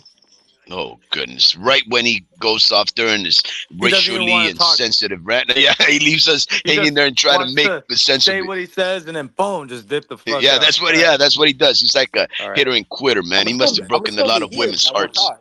He must have broken a Nah, lot it's of like, women's hearts with that hit and quit mentality. yeah. Anyways, yeah, man, it's just like, fuck. Michael Moore, I don't have too much on. Yeah, I'm not even gonna tap into that. But honestly, Well, I don't see like, I think it's more of a popularity thing. yeah. Um, I also think it's just Ryan. Ryan can also do it. What the hell? What Mm. was that? Oh, I don't know. I'm just probably scratching my eye and it's rubbing on the mic. Sorry about Oh, I was like a lot of grunting, but no, I just feel that. like it's a lot of. I think it was like it's like more of a popularity thing. Yeah. People are gonna gravitate to whoever. Black people are gonna go for their black people. Um, I want to say there's just as much black people as there is Mexican people. Um, we got a Mexican that's actually handsome now. Doing it at a high level. Or got with Ryan Garcia, but it's a popularity thing, man. He's from L.A. He's a good boxer. He's gonna a lot of people are there's like a big population in LA, and there's a big population in Baltimore. Mhm. And I think that is what gives them power right there. You put asses in seats, you don't got to take the risk. You can still Yeah. sell out. And that's Yeah. okay. Or that's not okay, but um as far as like the promoter, like, and that's okay in their eyes because they're still going to get their seats, and the fans are still going to get the knockout and all this shit. So that has gone in the way. But I believe this Turkey shit, this Turkey news, him trying to buy out Matchroom and Golden Boy and all these guys. Wait, I wait, think wait. Is that's that gonna. true? Yes, he's building. He's trying to. He's working on it. So I think that's gonna Tank is gonna get paid fat, right? He's gonna get paid fat, but he's gonna actually fight the fights that we want him to fight. And we're gonna actually start to see the real him. And I just feel like I agree. Tank um doesn't fight who he needs to. But he's just shocked us all, man. He's always kind of shown this type of vibe to him, and he's done what he's done. So Yeah. I think it's his way of shaking the nerves. Um, because, dude, man, this guy loses a lot of rounds, like I said, but then he shuts everyone up by putting people in memes. Like it's just Yeah. you just like this dude, it like tricks you. He's just like Ryan. He tricks you. I see a somewhat of a nervous Tank right now. Yeah, yeah, That's that's not to what a say lot of people have been pointing out. This is the that's most not animated, angry, vocal Tank Davis in yeah, probably ever. forever. That's his way of shaking the And nerves. homie Ricky But has mentioned, and a lot of people have done also, that apparently this guy is not only the first African American fighter that he's fought. I don't believe that. Maybe it's true. I don't know every single fight of Gervonta Tank Davis before he started coming out on television, but apparently he is his very first southpaw. I actually thought Hector Luis Garcia was a southpaw, but I guess yeah, maybe not. But I yeah, well, guess black southpaw, like, that matters, like the skin color changes anything, but mhm. maybe it's just the style of fighting. um Because they know he can lose rounds. They know he can lose rounds, and they know you got oh someone in yeah. Shakur. You got someone in Shakur who can stay perfect for 12 rounds. It's boring, but he's gonna lose. Yeah, So speaking of which, so uh about that, right? So let me ask you real quick before I read on a report that I found to be interesting. But do are you intrigued by Frank Martin as an opponent for Gervonta Tank Davis, or are you like, oh man, there's so much better? Like, is he a good, capable no, fighter? Just this going is off of skill set and the potential. for Frank. For Yeah, Frank, Frank just has to be focused on putting on a great performance. And I think the win will come naturally if it does happen. But this is his way of kind of gaining popularity, man. Uh, like you want to show out, This is like the girl you want to impress. First impressions always matter. You're showing um a lot of big fucking media outlets are promoting this. They're putting Frank Martin's name out there, similar to what Rolly did, except Rolly didn't impress. He actually lost followers throughout time, what? though. Yeah, he gained like during the fight, and then I think little by little he's been losing. Or I think ever since he lost to Isaac Cruz, he Mhm. lost followers. But I mean, this is this is a good way to gain popularity, man. He just Mhm. has to be focused on a great performance, and show heart. If he makes it the distance, and Mhm. makes it hard for the judges to score, then there's gonna be a lot of screams for a rematch.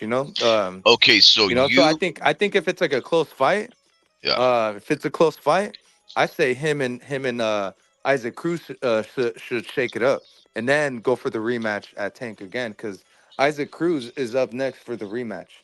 Like, if anyone's like more deserving of a rematch, it's Isaac Cruz. You really, know, what has he done recently?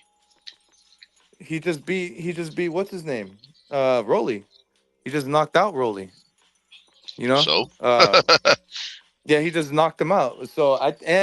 And he's also gained more popularity. okay. That fight is more demanding now. He's actually going to make more money now, and so is Mm. Tank. So for Tank, he's looking at that like you're gonna be next.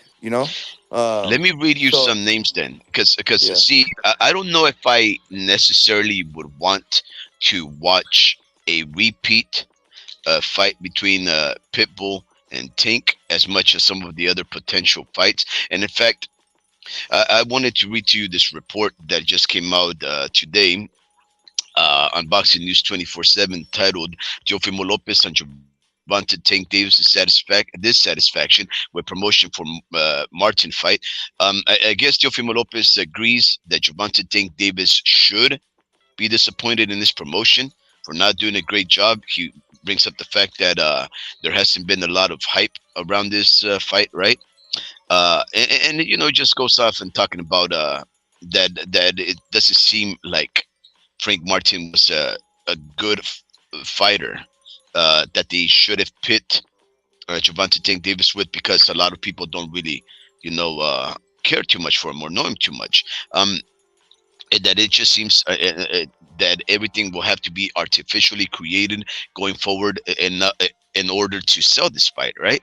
Um, and he goes on, this writer goes on to state that Tank's promoters obviously don't believe this fight with Frank Martin was big enough to invest in marketing. That's why they haven't marketed, and that's yeah, why and they've that's put fighters like David Benavidez, Gary Russell, Carlos Adames on the undercard in order for the fight card to seem more intriguing and worthwhile of your money. Now, I do agree, and I think Adi Medi said that Tank Davis doesn't need to promote that much. Why? Because David Benavidez' fans, which are paying customers for the most part, even though this last pay-per-view didn't sell well, that he has a big enough fan base that even if Gervonta Davis doesn't do his job and doesn't promote the fight well, just the fact that David Benavidez is coming to fight on the same card, that's going to be enough to bring eyes to the fight. and it, Okay, there's some truth to that. But what does yeah. Gary Russell and Carlos Adames do? They're nobodies. Oh, no, Carlos Adames is somebody, and No, I know, Gary but Antoine. he's not a fan favorite. I mean, he might be a fan favorite, but he doesn't have a lot of fans. Right, but I think he trains in Mex. So I don't know. I I'm looking at the other fight. What'd you say before that? Oh, Which other Gary fight? Russell, Gary Russell. Yeah, he's more Gary of a Antoine. inner city. Yeah, he's more of a like an inner city legend. Like I hear so many people from like the East Coast talk about him. I've heard his name so many times.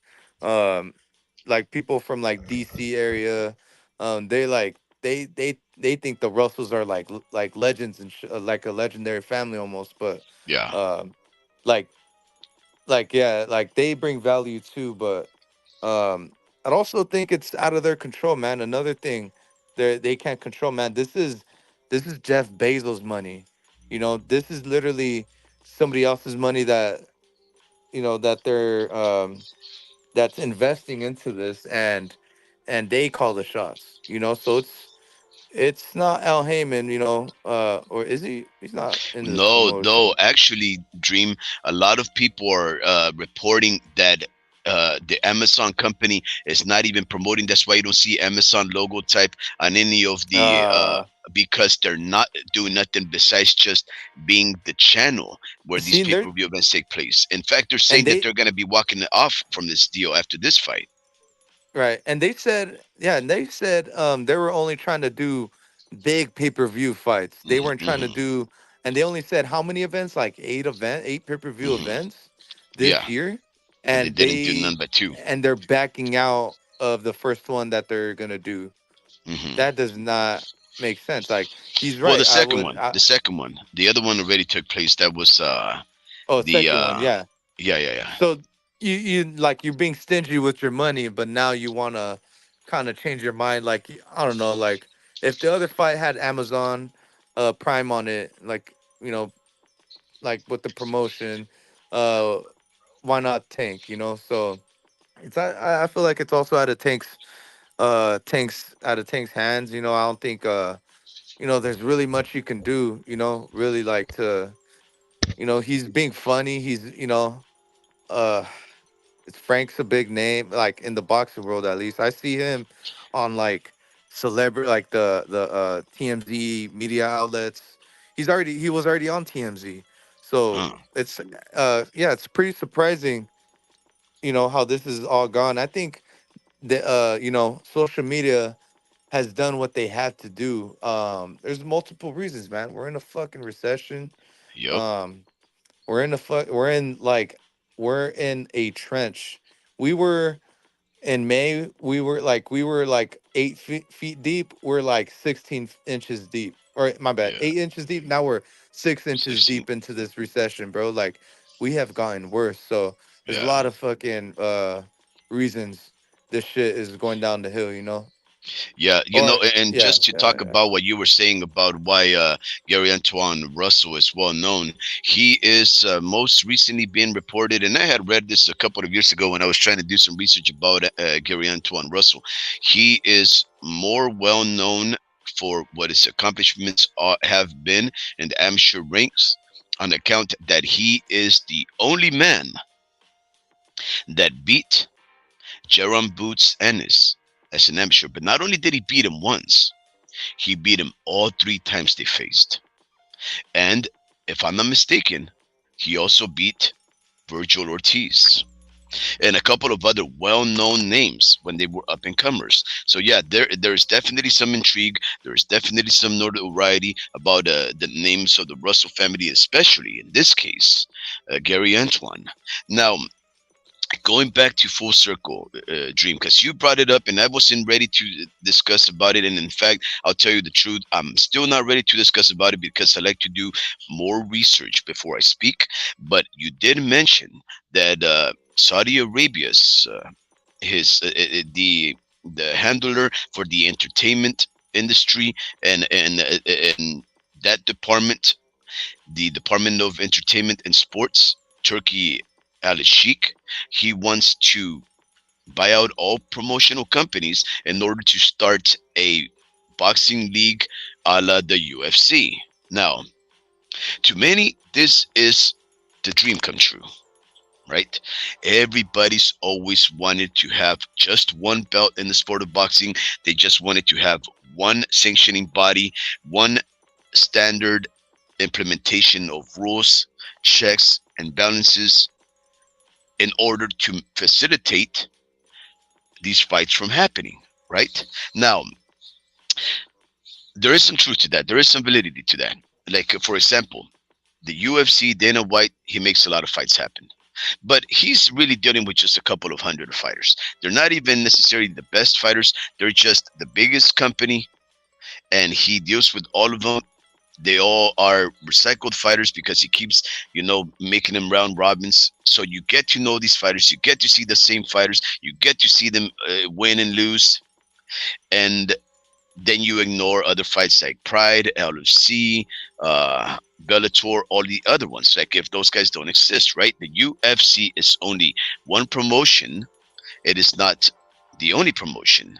Now, when we try to think of boxing similar to UFC, we forget that it's just one company and that MMA is greater and bigger than just the UFC. Now, Turkey Alalsheikh obviously can make a lot of fights happen because of his wealth and because of the fact that he's expanding into other parts of the world.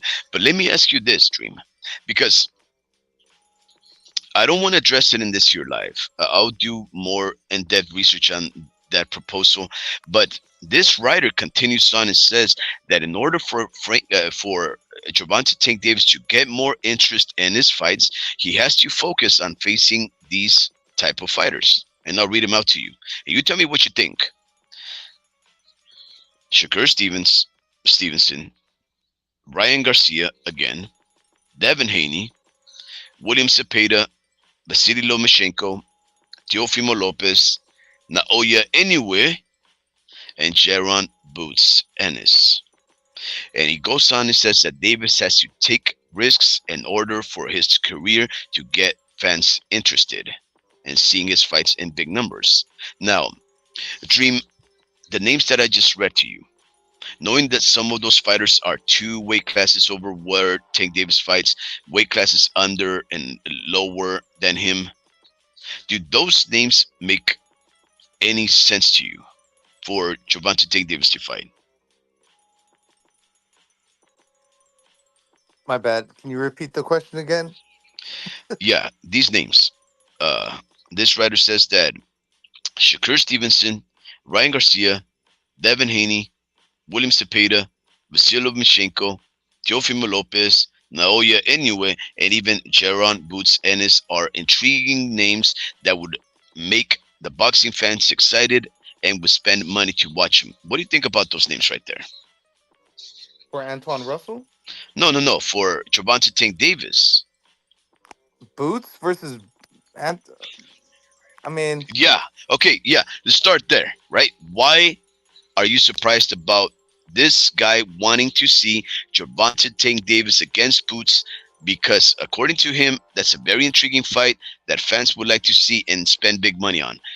Do you who agree said with that? that? And what do you think of this writer, this pundit, the one that I just read to you about why Damn. yeah, yeah, yeah. This guy just wrote on Boxing News 24/7. His name, well, actually, that's hilarious. He doesn't even go by his real name. He just calls himself Nation Vegas, writing for Boxing News 24/7. First off, what do you think about those names, and why did you get surprised at names such as Boots Ennis fighting Gervonta Tank Davis? Uh,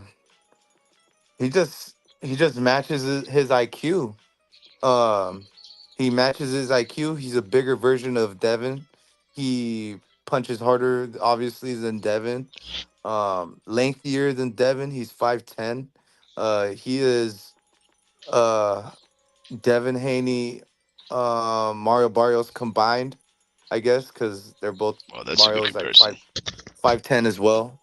Yeah, Um, so and you've seen how like how genuinely uh worried Tank was of Barrios in the fight. He was playing and of really Ryan Garcia. cautious, and Ryan Garcia, except Ryan Garcia no IQ, doesn't know how to set up shots, just you know, um just one left hook. And But also worried Barrios, enough, also worried enough to weight train him. right, and Barrios uh looked better versus Tank, actually, in my opinion, in the first couple rounds. Like, he lasted longer, and he actually won some rounds, more Hmm. rounds than any of his I wouldn't say of his any other opponents, because, well, yeah, I guess so, because I was gonna say Leo Santa Cruz was winning the fight until he got just put to sleep, but he Jaron would have proved so much to me against the Crowley fight, because that would mean he can actually take a volume puncher, which Tank isn't, but that means he can become one himself if he can actually trade, if he were to trade blow for him. But now that fight's not happening, he's fighting David Avanesian. But I mean, we're talking about Boots, man. He's like one of the best out there. If you want to talk about um, that's really Styles when it comes down to welterweights. 40, 140 division.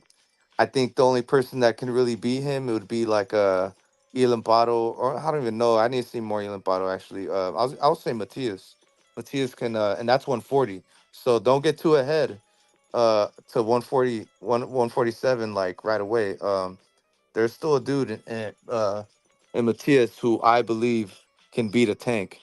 Um, and there's too many there's too many people you're skipping over in 140 for you to just start talking about 147. Like Okay, start to yeah, but yeah. let's see if let's just stick to what this guy says.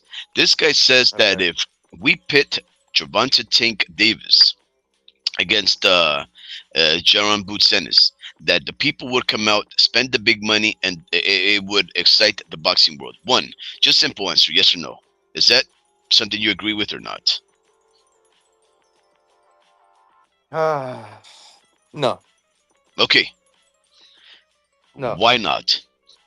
Why not one of the most exciting prospects in boxing, Jaron Ennis, who fights at 147, fighting one of apparently one of the greatest boxing IQ minds, according to other fighters, other boxers, and Gervonta Davis at 135. Why is that fight not something that interests you? What is it about that fight that you think would not excite the boxing world, and why do you think it wouldn't sell? Because there's fighters in their own divisions that can beat both of those guys. Hmm. Terrence Crawford and Hmm. Matthias at 140. Hmm. You got those two guys. Those two guys uh and there's more than just that. They haven't fought in all the best in 147 There you and go. 140 like it's just it hasn't marinated yet.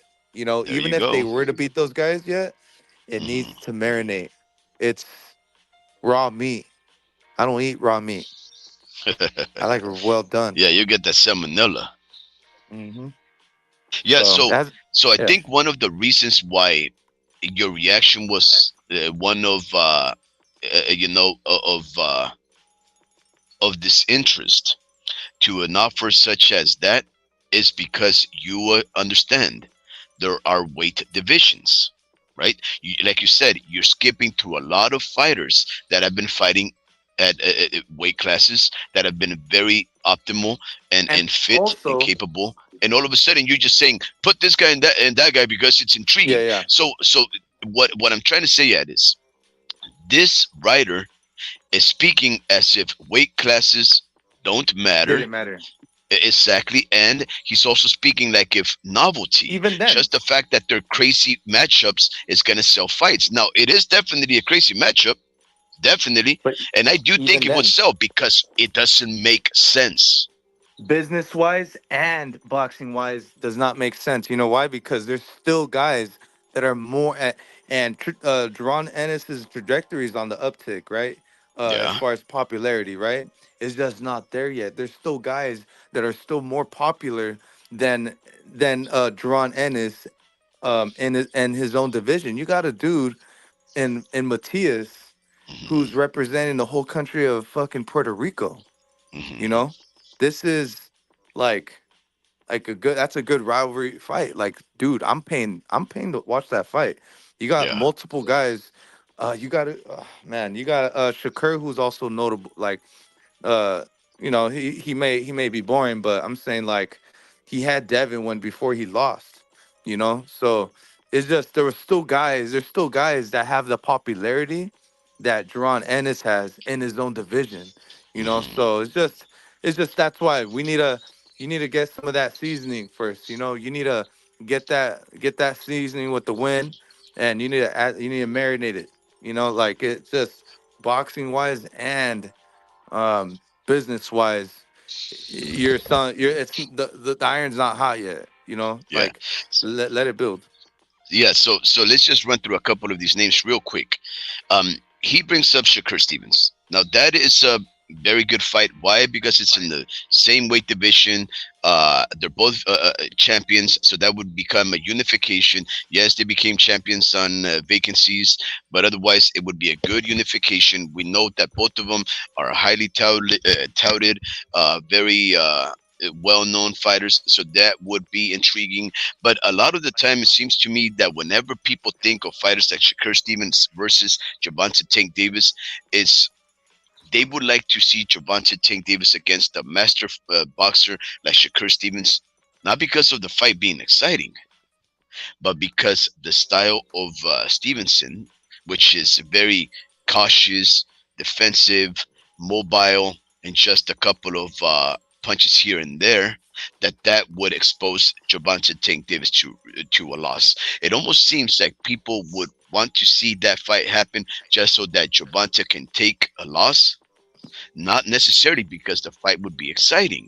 Now, because I do think the fight would not be necessarily exciting because of the potential of Shakur Stevens putting on a stinker, I don't think it would sell well. That's just my personal opinion. Maybe you think that Shakur Stevens would all of a sudden become a come forward aggressor that would switch up between the counter punching and moving to find angles and avenues of attack. But I don't think so. I think he would use his reach, his jab, his backward movement in order to make Tank Davis the come forward fighter, and perhaps he would just be on the back foot so much.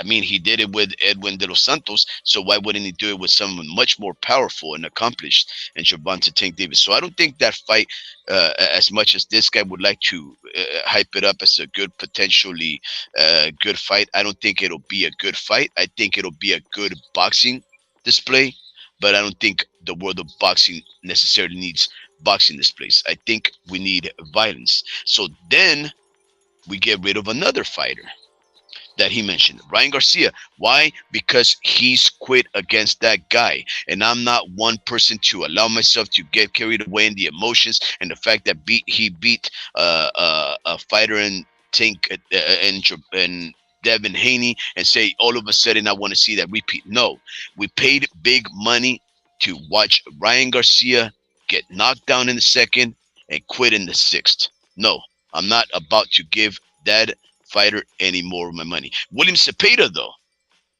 that's a good one. What do you think about that one, Yeah, James? see, and the perfect, like, and he's not Yeah, even. It's not even considered him moving up. Like, there there's you go. still dudes in the way. There's still dudes in the way. Uh, and you got Drawn Ennis right there, still trying to like prove himself in the division. Let him fight the Butaevs. Let him fight the Stanioneses. Let him fight someone elite, man. Like, I think his last fight was against that Canadian dude. No, it was against Via, I think. But that was just getting his toes dipped in the water, man. Like, let him be at least knees deep, man. Like, two more of these type of caliber fighters, but the stars gotta align too. Tank gotta be on this shit too. It seems to me like he's finally gonna be fighting these guys.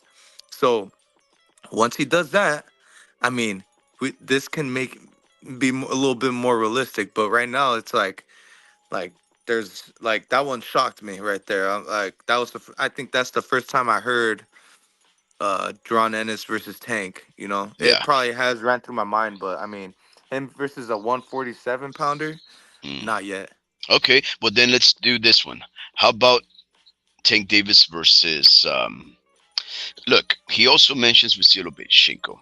I think that fight is no longer as interesting as it once was. No, it's On not. account, yeah, we've seen Lomachenko. He's lost a few times already. He's much older now. He's shop worn. He's still a very capable fighter. He's still good enough to beat these fighters, and and he is my favorite fighter. But guess what?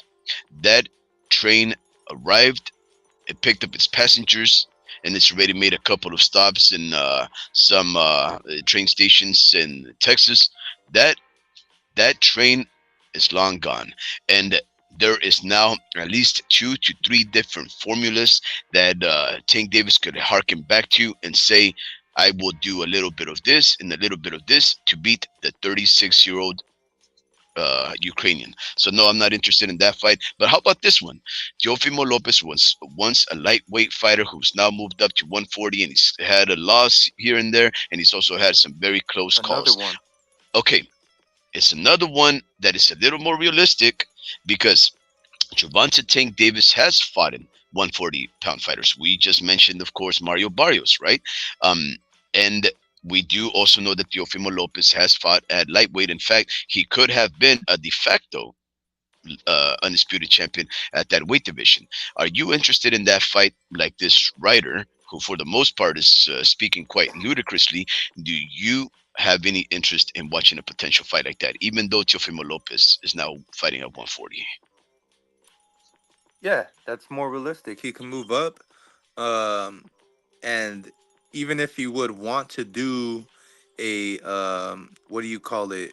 Uh a hydration clause on Teofimo, I look at the big picture. They're both the same size. It's gonna hurt Tank just as much as it's gonna hurt Teo. Now, that hydration clause affected the bigger guy, right? And he was fighting dudes like Garcia, fighting dudes like Barrios. It definitely affected those guys. I think it even affected dudes like Rolly.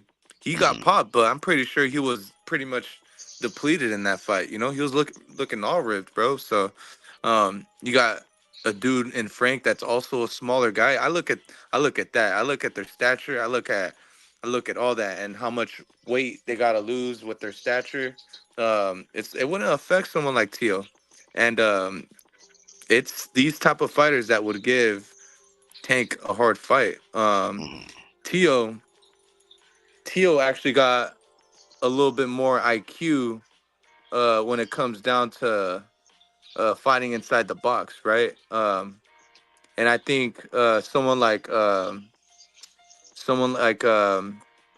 Frank Martin uh, is slightly better on the outside. Um, but he would just, I don't know, man. I think some dudes got to fight each other in order to fight Tank at this point, because Tank uh, only got a few fights left, bro. I mean, I think he said like 2 to 3, or Hmm. did we get an update on that? Since he's been really like talking a lot, like because last time I heard he was only gonna fight 2 to 3 times, and he's done for it. So Well, I don't know. I haven't really been watching a lot of these oh yeah. pressers, so I wouldn't know. But hopping on to the next interesting fight. Oh yeah, anyway, what is this guy thinking? Look, before long, I'm gonna tell you why I'm bringing up this report to you. But what do you think about Naoya Inoue, a 122-pound fighter, uh, three divisions removed from lightweight at 135, where Gervonta Tank Davis holds a belt? What do you think about that proposal? Would that fight arouse the interest of the boxing world? Will that make you open up your wallet? Oh yeah, I would, but I don't want it just yet. Yeah, well, you're a hardcore. You and I would probably buy that fight, of course. But okay. Now let me get your brass tacks. The reason why I wanted to read this list of fighters out on this obviously incredibly unreasonable writer is because you brought up something. You said Turkey Al-Sheikh Boxing League. Turkey Al-Sheikh in Saudi Arabia wants to buy out Matchroom, Queensbury, probably Top Rank, PBC, Golden Boy. Now, you do understand that the way that Dana White manages the UFC is that, for one, he has less weight divisions, right? And he also encourages a lot of his champions to go up and down weights. So, like, for example, Conor McGregor fighting about three different weight classes. Now, I don't know what the weight classes are in the UFC or otherwise, but I think they're about 15 or 20 pound differences, right? Now, If that is the case, you got to remember there was a time dream when there was half of the divisions that there are now. So that is why it was natural to fight, for a fighter to be fighting at 135, and then all of a sudden the next weight division was 147, and then the next one after that was 160, and so forth, right? So you had fighters like Roberto Manos de Piedra Duran. You had fighters like Roy Jones, going up between middleweight to heavyweight without necessarily skipping so many divisions. Now, I ask you this: what is so ludicrous? What is so unreasonable about Gervonta Tank Davis fighting Jaron Boots Ennis when it's only one division in between that would likely get eliminated if Turki Alalsheikh purchases all of these promotions?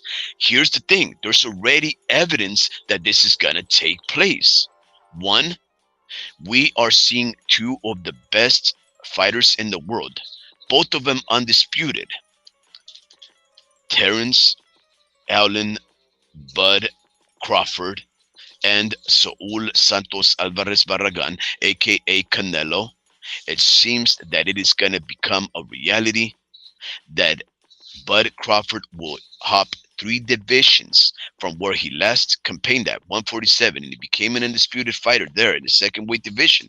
He is going to take one fight at 154, and should he win, or maybe even if he loses, he will likely get to fight Canelo Alvarez three divisions up. In other words, what I'm trying to get at is this: Turki Al Sheikh is going to make weight divisions a thing of the past, and he's going to make these fighters risk it all and this impossible fantasy fights solely because of money. Is that what you want? I mean, I think he's only obviously he's doing that with the pound for pound guys. He's doing that with those guys. Like I don't think he's doing that with the guys that are fighting within their divisions. Boo Tennis isn't even in the conversation for pound. Tank Davis is, Tank Davis is, but Blitz Tactics said Tank Davis is way too small for Boo Tennis. Are you crazy, brother? Uh, and I'm like, you're obviously getting this from a website, right? So, or from a link, right? So, you're not the only one that's saying this, So, I mean, I see what you're saying, right? Tank is a big puncher, right? If you put both those guys in the ring, uh, Boots Ennis will probably keep him at bay. He's just way too lengthy for him, man. Um, in a street fight, when he's mad and Tank Davis is mad, he's gonna get on the inside. You just got to touch your chin. He doesn't just have to do that, but with the in a when you're not prepared, he will knock you out. But Boots Ennis will be prepared if they were to fight, and he would be in his prime. He Mhm. knows how to peak. So this it wouldn't even be fair. Boots Ennis is way too lengthy, bro. I think he's also got pop too to check you. Um, Look, I don't think I think he's just doing that for the pound for pound guys. You got Inoue. When you said Inoue versus Tank, it was a premature. It wasn't crazy. It's been said, by the media. Mhm. Tank versus Boots threw me off. I was like, damn, I didn't like I didn't think of that. Like let Tank knock out Keith Thurman first. Let him knock him out first, not Boots. Like that's too high risk right there. Like yeah. So I don't know. I don't. And as far as Turkey, trying to move everyone up. Like I said, it's just for those. It's really just for Crawford in a way, and Canelo. I mean, obviously, Usyk can't do much. All he's got to do is move down. And think about this too. Um, it's easier for Inoue to become. Inoue has the easiest path uh to pound for pound. Um, Only because if you do the math, he's not moving up as Mhm. much as Usyk. Usyk has moved up 40 fucking pounds, or I think 30 pounds. Inoue and that's only two divisions, or one, or one division. And then you got Inoue in his fourth division, only moved up what, 10 pounds? You know, like Yeah, that's not a lot. I mean, uh, Crawford moved up 135 to on his way to 154. You know, that yeah, is 19 pounds. It's like, and has only two undisputed belts, right? Or yeah, rings. So it's also, I also look at the amount of pounds you have moved up.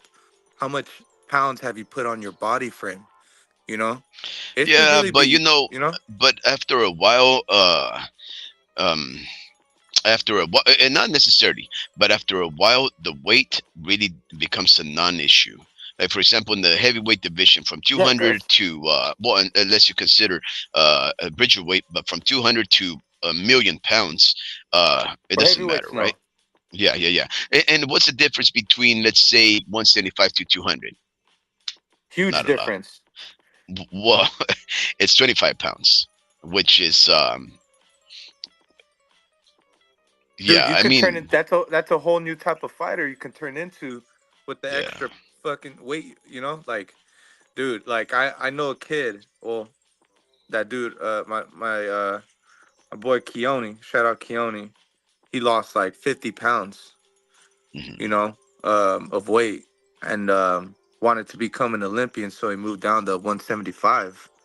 And dude looks so skinny to me, man. But he's muscular as fuck, man. He's ripped, and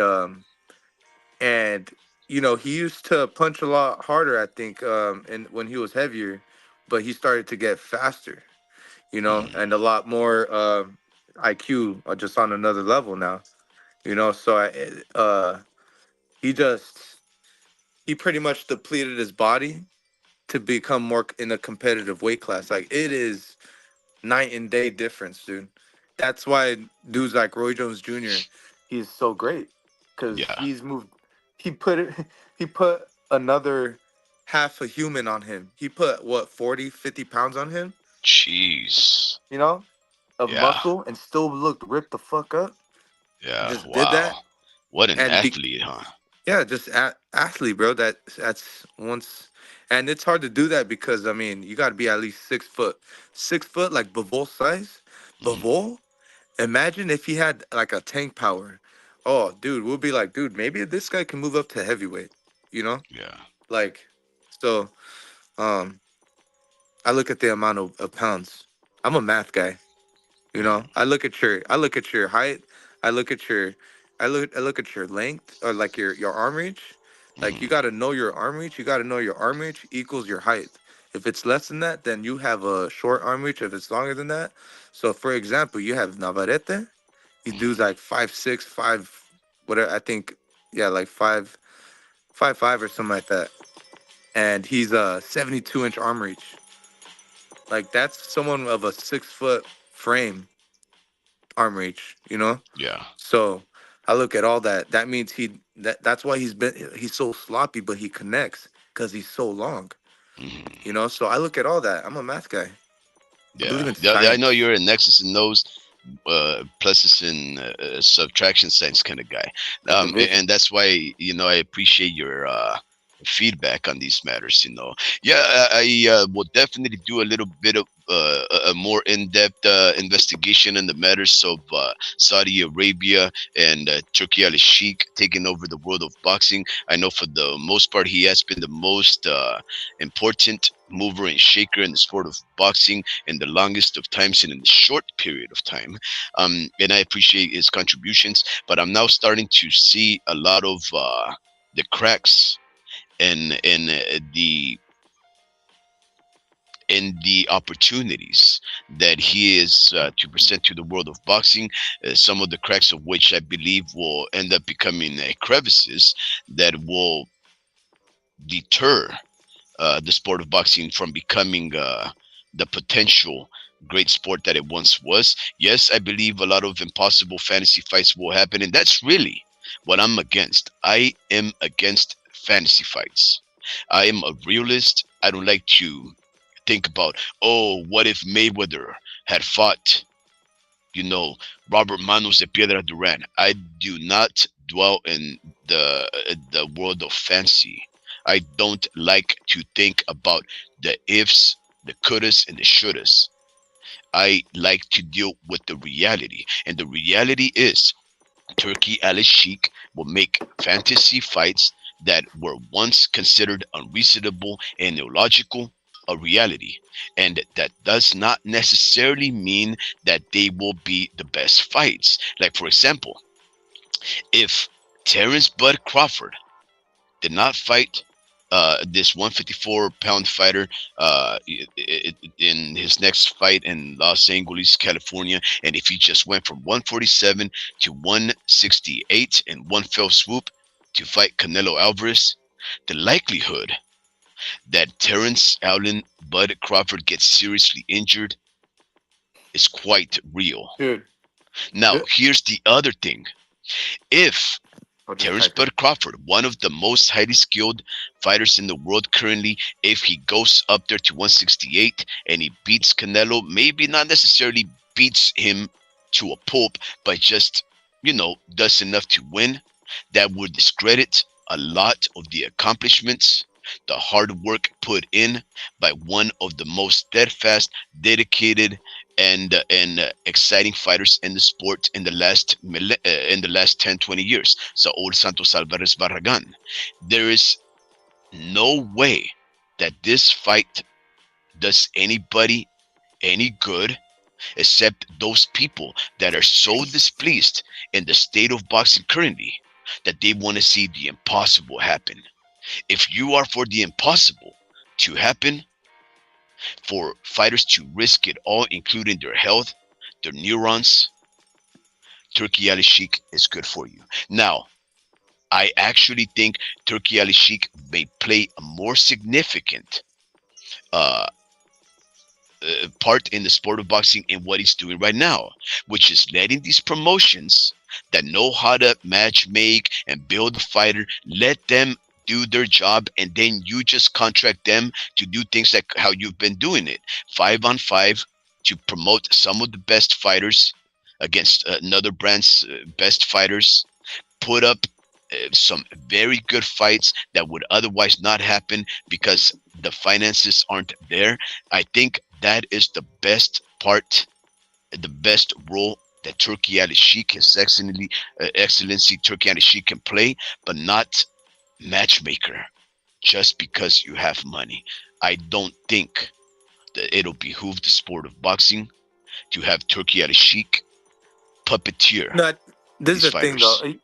He has he has he hired people that know the sport really well that are making the moves for him. You know, he I seen a tweet. He said he tagged Jared Anderson and he told him he said oh, thank you for taking my advice for and sticking with and going with what's his name, Sugar Hill, uh what's his name, from Detroit, Kronk Mhm. Gym out there.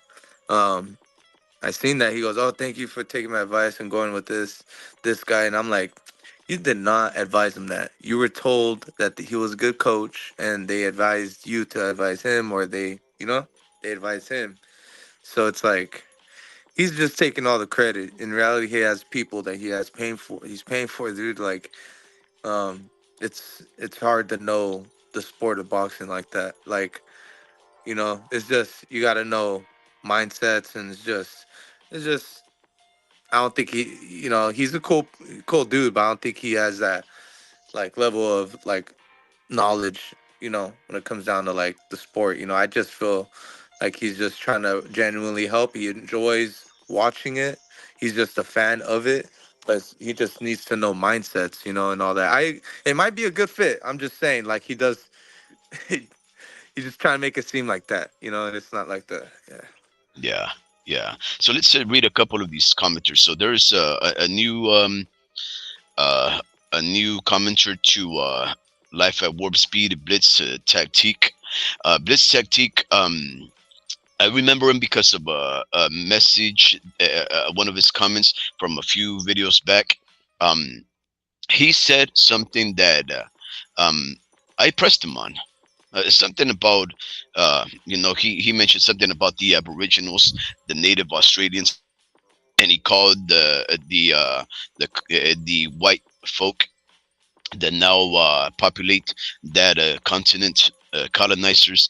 And I just asked him about the kind of hardships and injustices that he was referring to in the Aboriginal community, and then he thought that I was a Fed, that I was just like some kind of a narc, probably trying to pick his brain and report on things. So I said, yeah, I'm not, and I'm not interested in pursuing this type of dialogue because, in fact, who isn't a colonizer, right? I mean, I myself am an American who obviously has colonies, has been colonized before, and I also come from progenitors of Mexican blood, and we know the Mexican people, the Aztecs, Toltecs, and whatnot, have been conquerors themselves, colonizers of other people such as what we now consider Salvadorians, Guatemalans, and Hondurans.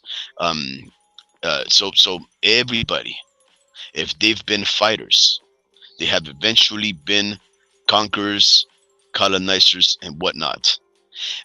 So I won't necessarily get into the politics or belittling people on the fact that they have conquered lands. This is a primal instinct of the human, which is to conquer each other in order to remain on top. In fact, we are talking about the sport of boxing, where it's all about fighting. Do I wish there wasn't any people that suffered losses and destruction of their worlds and their cultures? Absolutely. But that's why we have to learn to fight. And of course, he brings up a couple of very controversial things, some very good topics. He says, if Bud beats Canelo, we must start considering Crawford to be one of the greatest fighters to ever live, if not the greatest fighter of all time. In fact, Blitz Tactique, most already agree he is. And he does not have to fight Canelo for that. He does not have to risk his physical health in order to do that. In fact, Canelo is similarly one of the greatest fighters that has ever lived, in my opinion, also.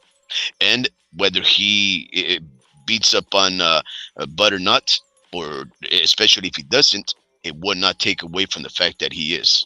And I still wouldn't even call it a duck. El Pachuco states Bud should be fighting Virtual, Boots, and Janibek, but he is quite the diva, thinking that only he deserves big fights. Bud fans are still mad that they purchased a 1-year subscription to Black Prime. Yup, that is the truth, El Pachuco. I believe there is some sympathy vote for Terence Bud Crawford and what I consider to be false fanaticism, because guess what? I recall when everybody was talking about Terence Bud Crawford being the greatest thing besides American apple pie. But guess what? When he fought, when he fought Sean Porter and what was it, on Black Prime or something like that? Guess what? He sold 35,000 pay-per-views. I think he sold 60,000 for that one and 35,000 for David Avanesian.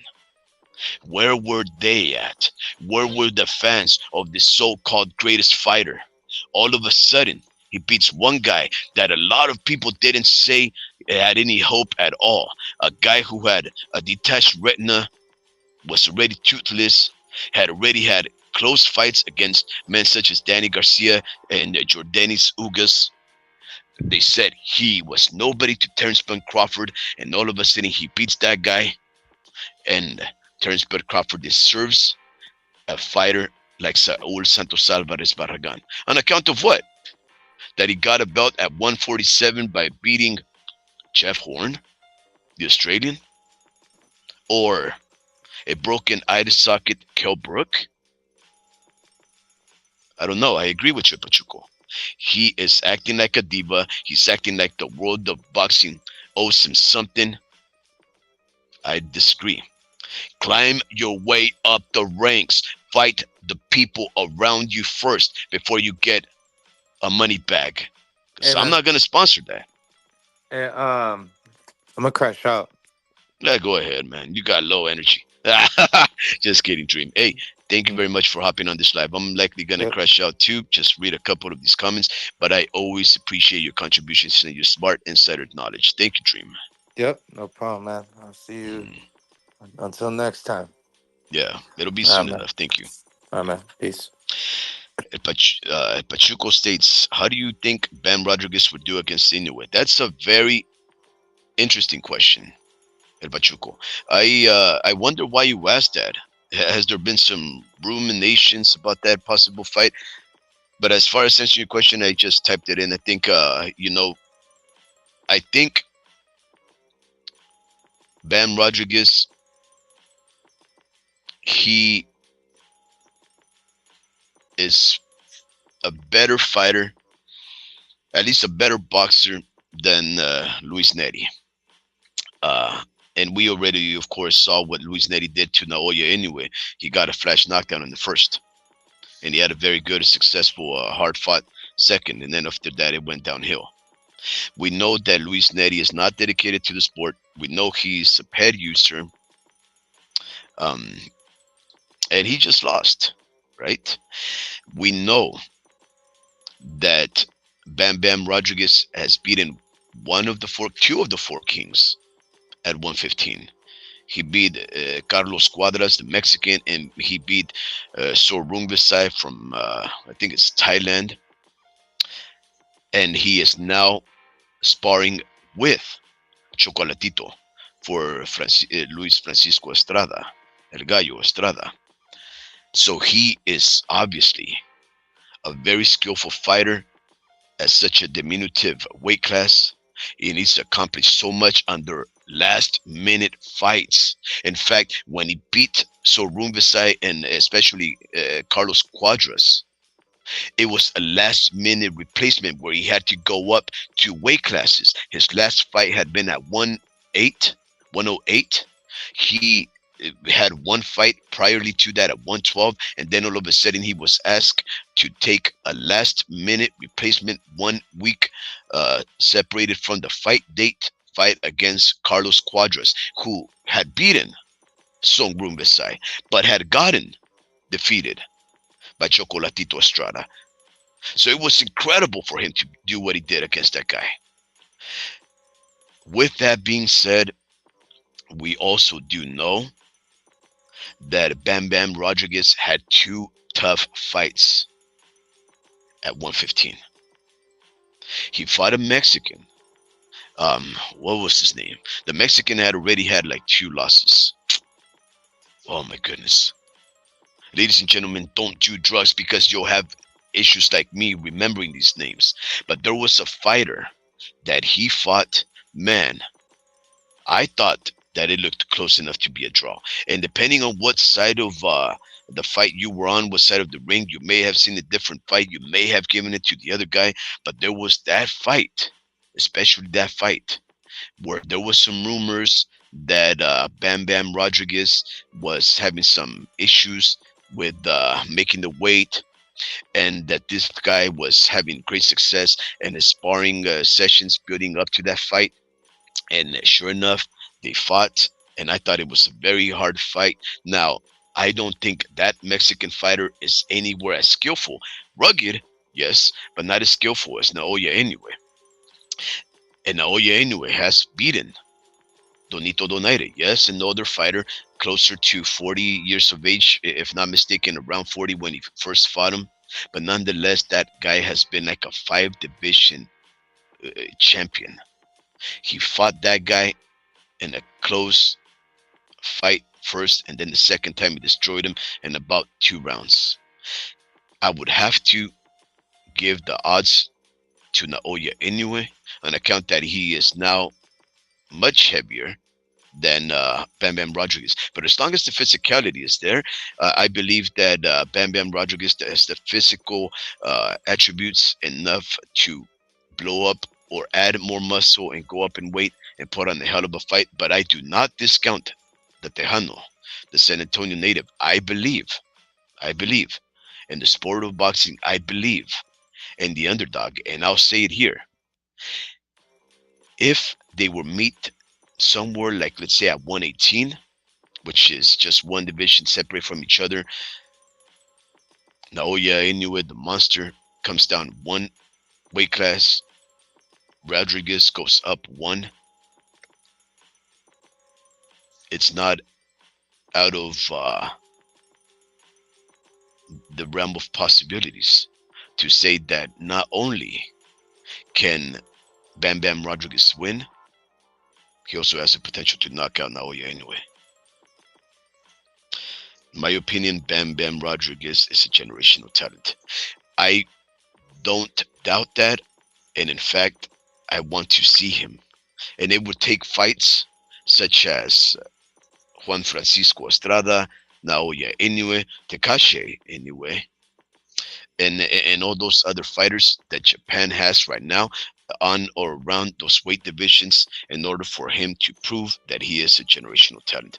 But Bam Bam Rodriguez is a very skillful fighter that has the makings not only of a champion but of a generational talent. Man, I wonder when he fights next, man, 'cause I want to see that guy already. And Pachuco states exactly Warp Speed. If Turkey doesn't make good matchups, the influx of money will do much harm for boxing's prestige.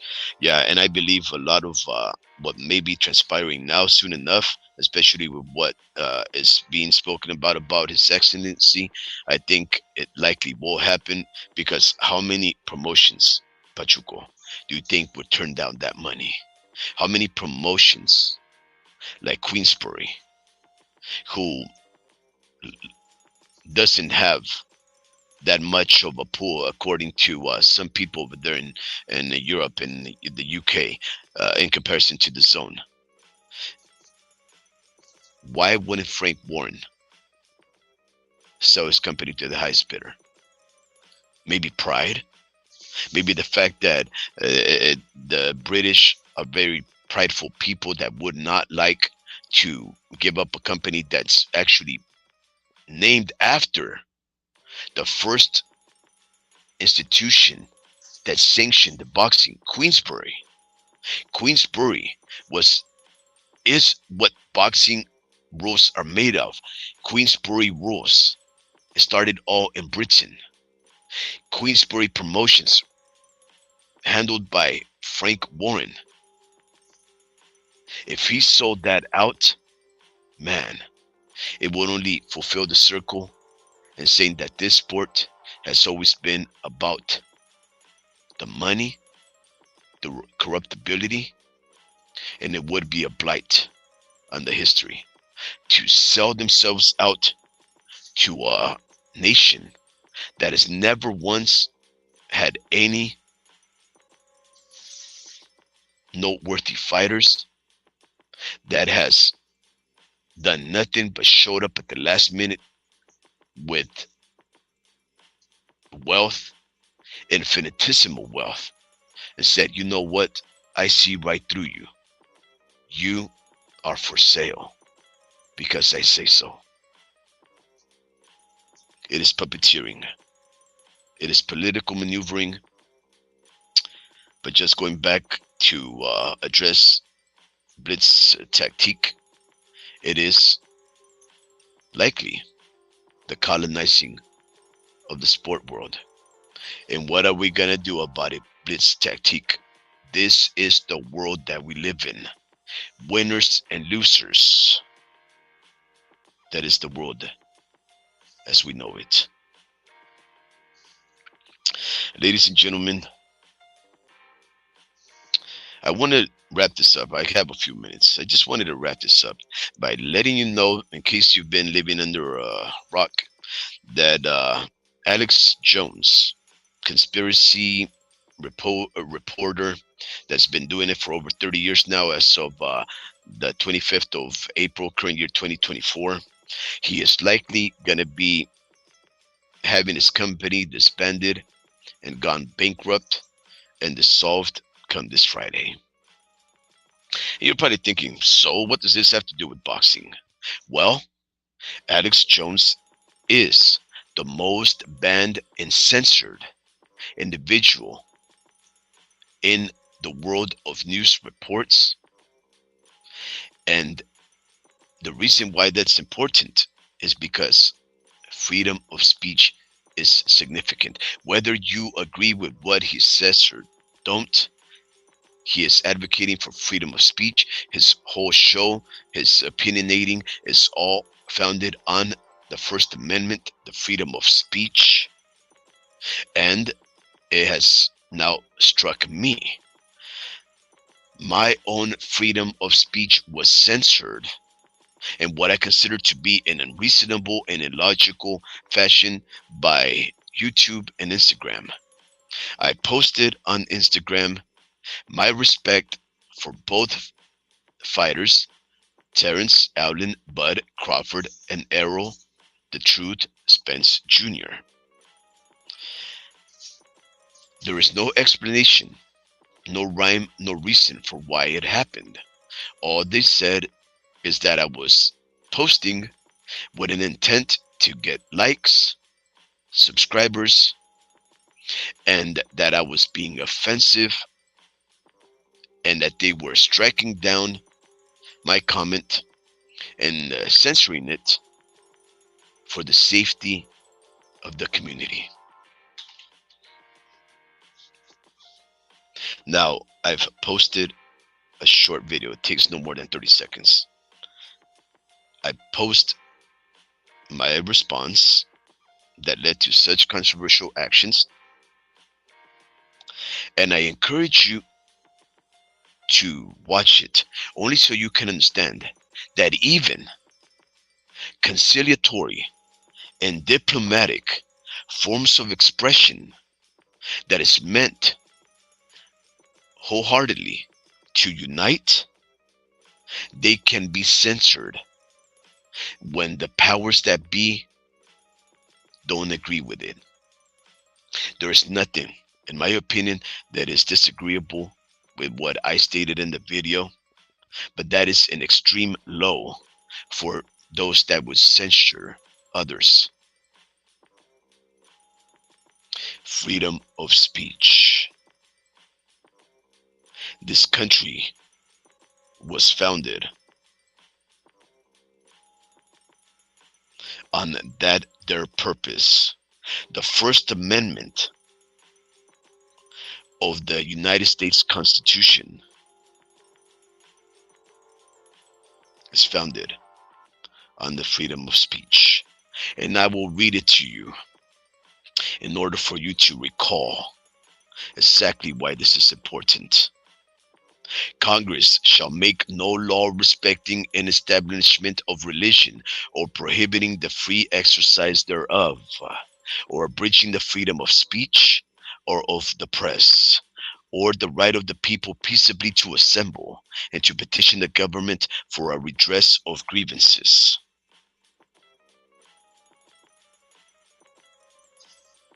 Freedom of speech.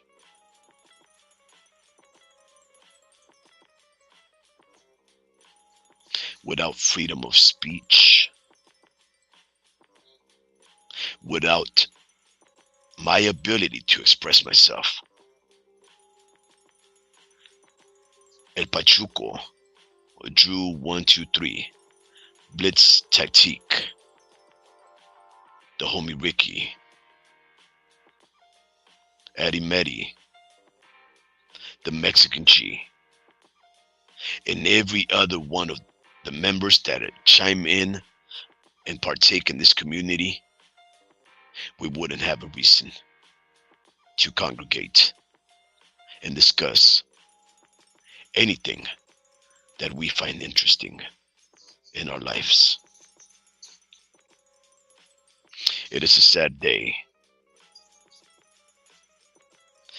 when a person cannot express an opinion meant to better the world, to inform. enjoy your freedom to open up your mouth and scream and holler and to provide your opinions and your thoughts while you have it. Because it seems that it is no longer a promise nor a God given right for you to express yourself.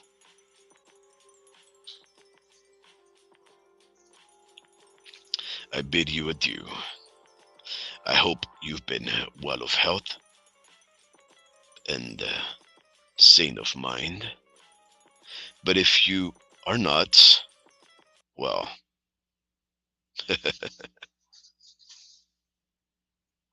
neither am I. Ladies and gentlemen, it's been fun. Good even fall. Engage.